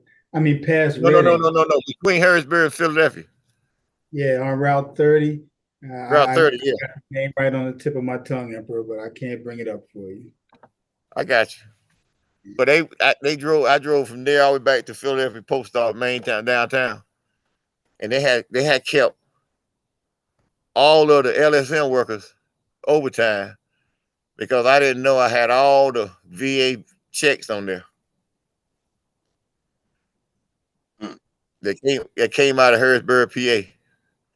I had all the VA checks for that month. And they was in all them trays. And LSM ready to go. You feel me? But when they said the truck turned over, they thought all the mail that flipped on the floor everywhere, But when I got to Philly and backed up to the dock, they wasn't there a piece of mail outside the tray. when I said that post inspector said, "Who the hell are you?"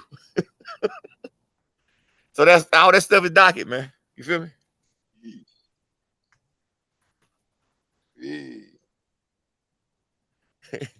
You know, and I tell you about that one coming up out of Charlotte. I was driving for a flour bread company, flour bakery. From Rock Hill, my route was Rock Hill to Jamestown. I was headed back in that morning. Hammer down, they say, 72 miles an hour. Some old nigga in a yellow cutlass, brown cutlass, one more redneck niggas. And that's right there on your side, you know. Won't let you out. Just you know. So you can't go no more 70, 72. So he coming up on the car here, stay right there. You gotta slow down, you know. So then all of a sudden this cat gonna ride and jump in front of me when he see I had a way out. And as soon as he get in front of me, he slams on brakes. And so I had to hit my trailer brake, and I'm empty. And so when I hit my trailer brake, I come up and bumped him, knocked him about 15 car lengths. And I looked around, that trailer was coming around. And as I was going across the median between Charlotte and Concord, it's about 10 lanes through there now. But back in the day, y'all know, they had that big old ridge there. You had trees down in the middle of, you know, you can see the other side of the highway, you know, all that's gone now. Well, back then they had all that ridge, and I went across the ridge and landed southbound on the southbound side in the emergency lane. So I'm sitting in the state trooper car, and I had about 15 witnesses who witnessed the whole thing. 2 of them's in the back seat of the state trooper car, and the other standing outside. And this Caucasian lady was on the right side, and he was taking the report from the guy.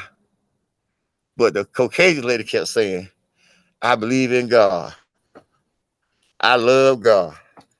Lord, I love God. I believe in Jesus. Woo, I believe in Jesus." So state trooper looked at me and looked at the guy and said, "Can I take her statement first?" He was getting her out of the car. And he said, "Ma'am, okay." He said, "Come on, you can talk." She said, "Well, my husband is a truck driver." And she said, "We were driving." And he said, "Look, that car just cut that truck off." And she said, "We watched this truck here jackknife." She said, "But when it came across the median down in the grass, you know, where I should have stopped, turned over, whatever," she said, "it was like he was on a cloud. And it just carried him across the whole median, and he landed right there where he at right now." She said, "So like I said, I believe in God. Thank you, Jesus. I believe in God." That's what I can't let go, boy. That was so funny. So then state trooper look at me talking about, "Could you pray for me? Could I pray for him?" I looked at him. I said, "Huh? I'm learning who I am. Pray for you, man. Get out of here." He couldn't give me a ticket. He gave me my fin, you know, that fender behind your tractor. It bent when I jackknifed, so I got a report for that and turn it in. But that was it. I went up to the next exit, did a U-turn, and drove to the yard. So that stuff, you know, you just in a lifetime. You feel me? Ain't thinking. It sticks. Right. You know, they come and show you through a spaceship, and they shine a light down on you. You got a witness, and they show you the future of the space shuttle. What was that? Challenger, wasn't it? Challenger, yeah. The one that blew up with McNair on it. Challenger. I think the engineer, he was for A&T. I seen that happen and told people, and nobody believed me. That's what they showed me when they shined the light down on me. And we was running about, I was driving about 75, 80 miles an hour rolling, because we were going up DC. And that last rest area outside of Hurt going up 85 outside of Henderson, that was between that and that rest area is where it happened at, because I pulled in the rest area. That's when Wally jumped out the car, and we telling me what happened. You know, so, you know, so when I told him what happened. So when we seen the ship coming down, right? We seen the ship, and he tried to say it was something American made. You know, we make. I said, no. I just got out the Air Force. We ain't got nothing out arsenal, nothing that can descend like that. Ain't nothing. That's a UFO, boy. Right. And that sucker was at least 30 miles long. And it just came out the clouds. All of a sudden, it just appeared. And we watching this sucker. And all of a sudden, they beamed the light down in the car. And when it beamed the light down in the car, it knocked me back to the seat. And I wouldn't hold on to the steering wheel no more. So Wally said he reached over to grab the steering wheel, you know, to control the car. And when he touched that light that he had me, it threw him to the side of the car. When I came through, he was sideways in the car because he was trying to open the door and trying to get out the window, and nothing was working after he tried to grab the steering wheel. And that's when I told him about the space shuttle and everything that happened. And shit, what, 5-6 months later, it happened just like I told people. And that's when they started calling me a prophet. You feel me? So you had all that stuff happening in a lifetime. You feel me? And now it's your time to rule your sorry state. You know, you done been to hell. And take you to the bottom of hell, the bottom of this pit. You done crawled up, now you on top. Now it's time for you to roll your ship. You got all the verification. You know, like they say, what they say you got to do to be a saint in the Vatican. Well, you know, I already passed that level, right? Man have to be. That's right. And I'm still living. Ain't going nowhere. I'm 58, number 3. So it's time to roll. And we at that level now. Yes. And so we get a sign like this on the 23rd. Come on, man. That's letting you know that's your coat of arms. Right. On your royal empire. And you get a phoenix that look and shape and head turned the same way of a de jure sovereign state that's emerging. That notice of accession has already been in the past, you know, just a matter of time now. And now they let you know now is what? You coming to your seat is imminent. Right. Right. And you got a solar eclipse coming up with a comet coming through. All this stuff we prophesied. You got the story of Jonah coming in. They said only on what? The only warning they're gonna give that nation was what? That deceitful evil nations was what? The sign of Jonah, right? Yeah, Jonah spent 30 days. Jonah spent how many days? Huh? 3 days. 40 days. Was it 3 days, 3 nights? It's supposed to be 40 days because they said after the solar eclipse, 40 days after that, you got something going on with the Pentecost or something going on. Passover, something going on for the Jewish. So they call it all that prophecy with the Antichrist coming in, false prophet coming in. You know, all that stuff is manifesting right now, whether you like it or not. Like I said, you can claim whatever. This is happening right now. Right now. That's right. Right. And you got a sovereign, you got a true sovereign that's been prophesied 4,700 years ago, doing exactly what they said he's going to do. He said when he arrived, he's going to arrive small, right? Mm-hmm. So out of 8 billion people and what we got on our ship, I think we pretty small, right? I think we fit that category. Yes. I think we got a mini. I think we got like a minivan, all right? You know, Chief Blake he said gonna be a Volkswagen. I said, well, I got a minivan, so you know. That's all you need. And now you can get NEDs and NDs, non-executive directors, come in and do what? Do the job that they contract to do. And they can leave all the other stuff home, right?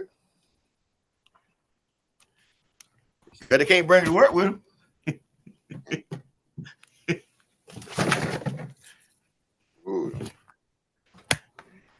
Yeah, I'm mad. You know me, man. All right, so where we at? So I'm Mac. Hold on, man. Hold on, man. So I'm Mac. He's still here? Yeah, I'm here. All right, so finish up this thing with the red heifers with the Ethiopian stage, so we can move on. Okay. All right. So yeah, like I said, and that the killing of the red heifer is basically them taking a prophecy that was made for the rightful ruler to come to take his place right when the world is in turmoil, right when the kings of the earth are warring with one another, right when there's death on the earth because of war, because of famine, because of a unrest of the people, because of lack of food, shelter, and clothing. They say at that time the governments would come and brand the people with a number. That number, we don't have to go there. We know what that number is. But the one that's coming, he's coming to make war. And that war that they're speaking of is the war to rid the earth. So in that prophecy, which is other books of Daniel, which Daniel wrote 4 more books of Revelations that the so-called King James did not include it, due to the fact that they wanted to keep everyone away from these prophecies. In the Ethiopian Bible, it speaks of the celestial stars. It speaks of the eclipse. It speaks of the moons. And that's why, on a whole, the world does not even recognize the Ethiopian Bible because of, once again, it giving us and stating the facts to what's happening and what will be happening in this day and time. So on the opposite side, the side that we're on, Charles and the rest of them, and the Queen, before she did what she did, transition on, they had to remember, and they were reminded of that pact, like the protector spoke of earlier, that pact to make sure that that bloodline, that divine bloodline, never reached its rightful place.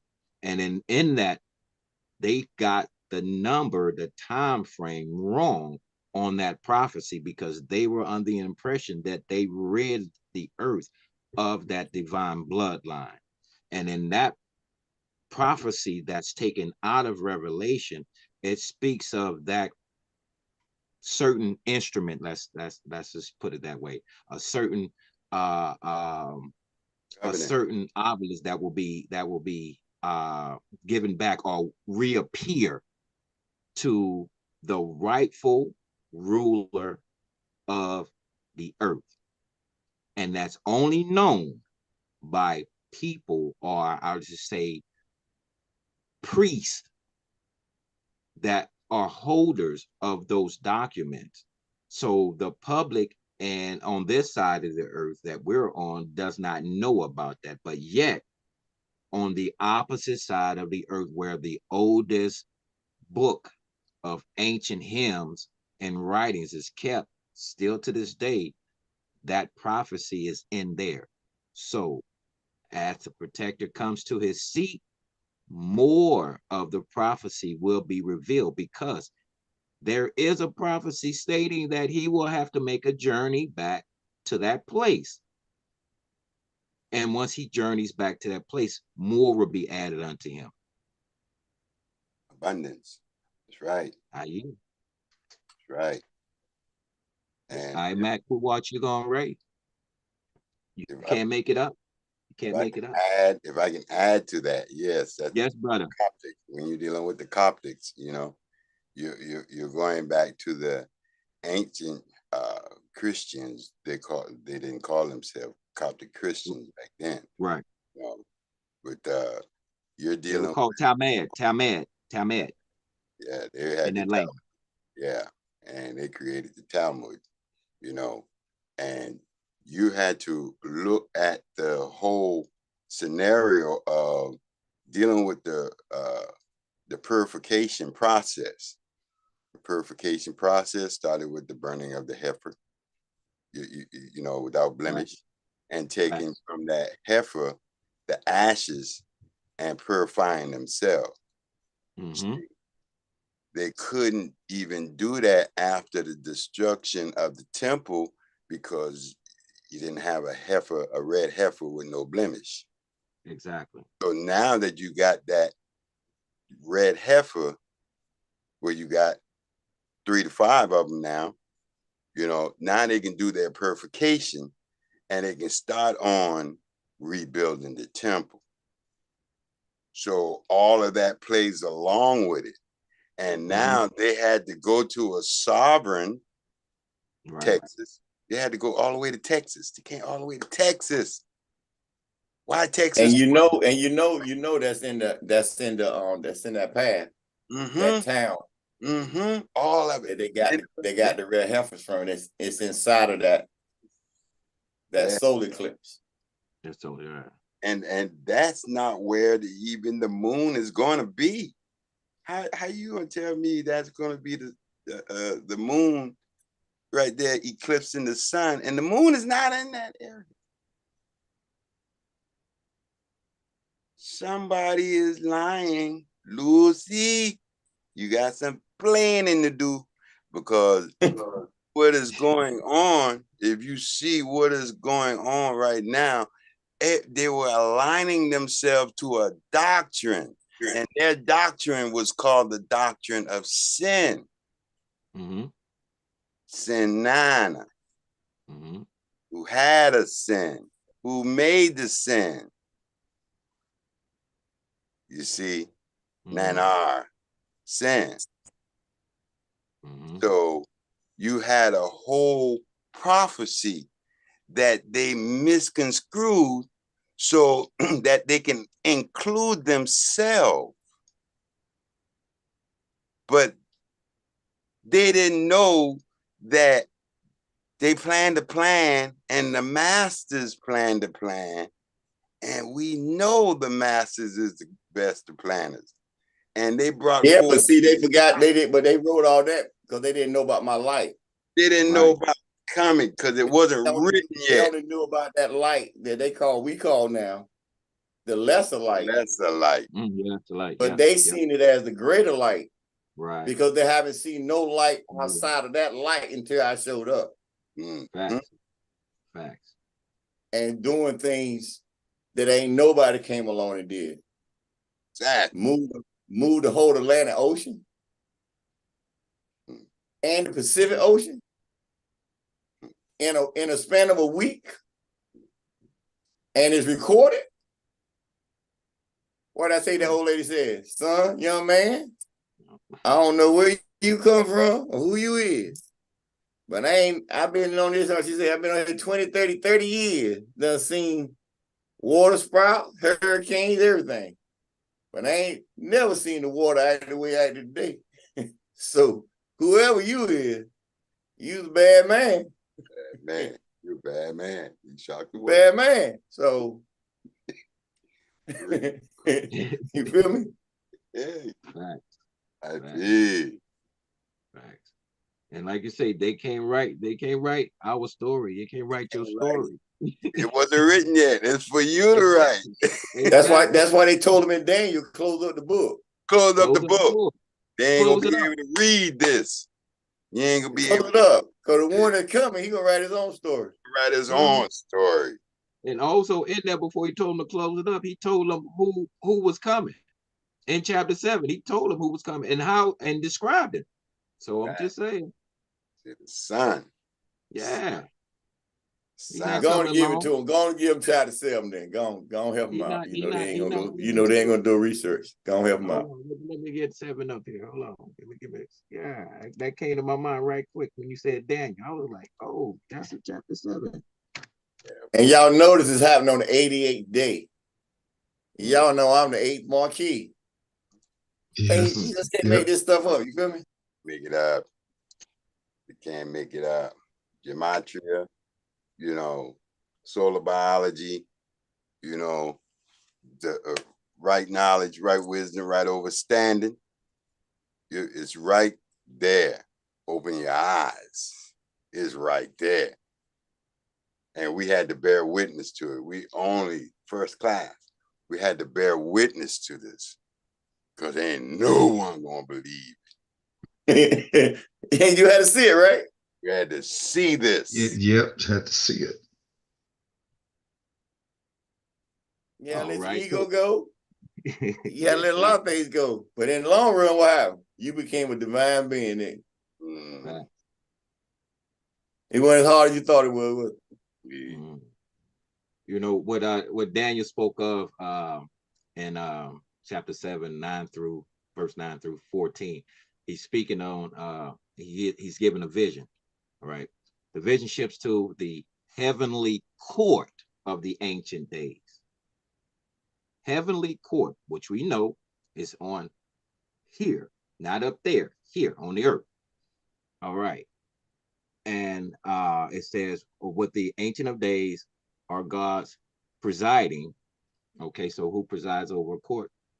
The court passes judgments on the 4 beasts, destroying them and allowing other beasts to live for a time. Then, Son of Man, not the S-O-N, the S-U-N, approaches the Ancient of Days and gives dominion, glory, and everlasting kingdom that will never pass away. All right. Who's the ancient? Well, that sound like what my uncle said. I will say you see it, you see, right? Oh no, that sound like what my uncle said when I was 17. When he told you your rule. He said the whole world gonna know who you is in your late 50s. He said you got a rule coming. Mm-hmm. And then he went back in and came back out and said, but your rule don't end. Well, how can you live that long?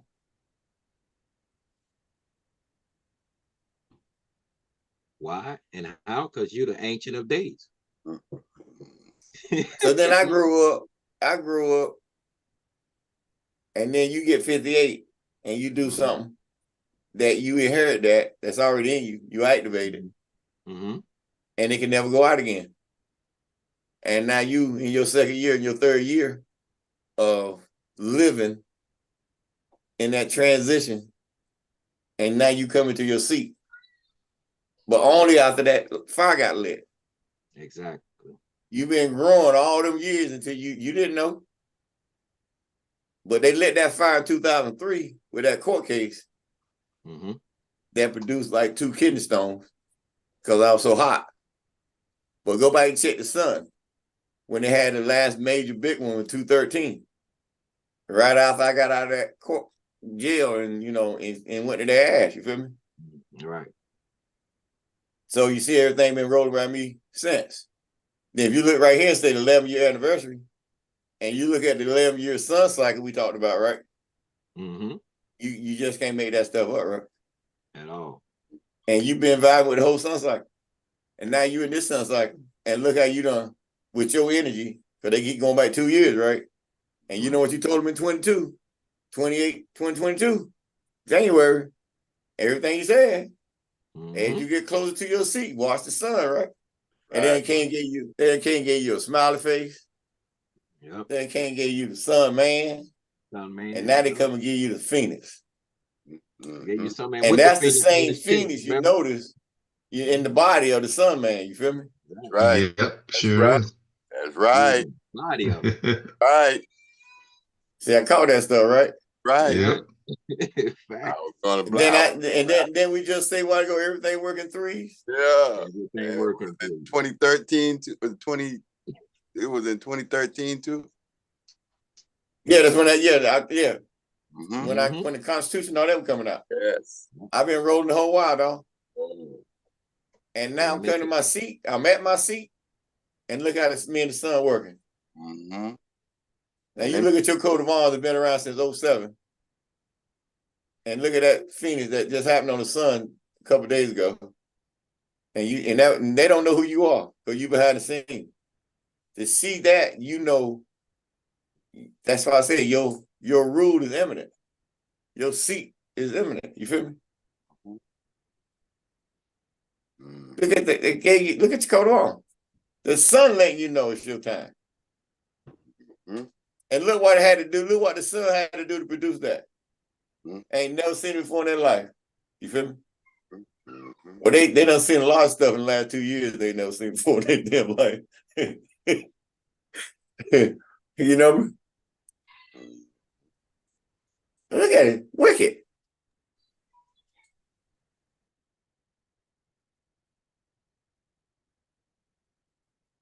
You know, so that's who we are. All right, so let's go to that last page. Where we at? So we get out of here. All right. We got. Woo wee! Oh, y'all want to do this tonight? You might want to do this tomorrow. Yeah, we already at a time check. Yeah, let's do this tomorrow. We'll be here 30, 40 minutes. Oh, yeah, that's 30. Right That's 30 minutes. That young man.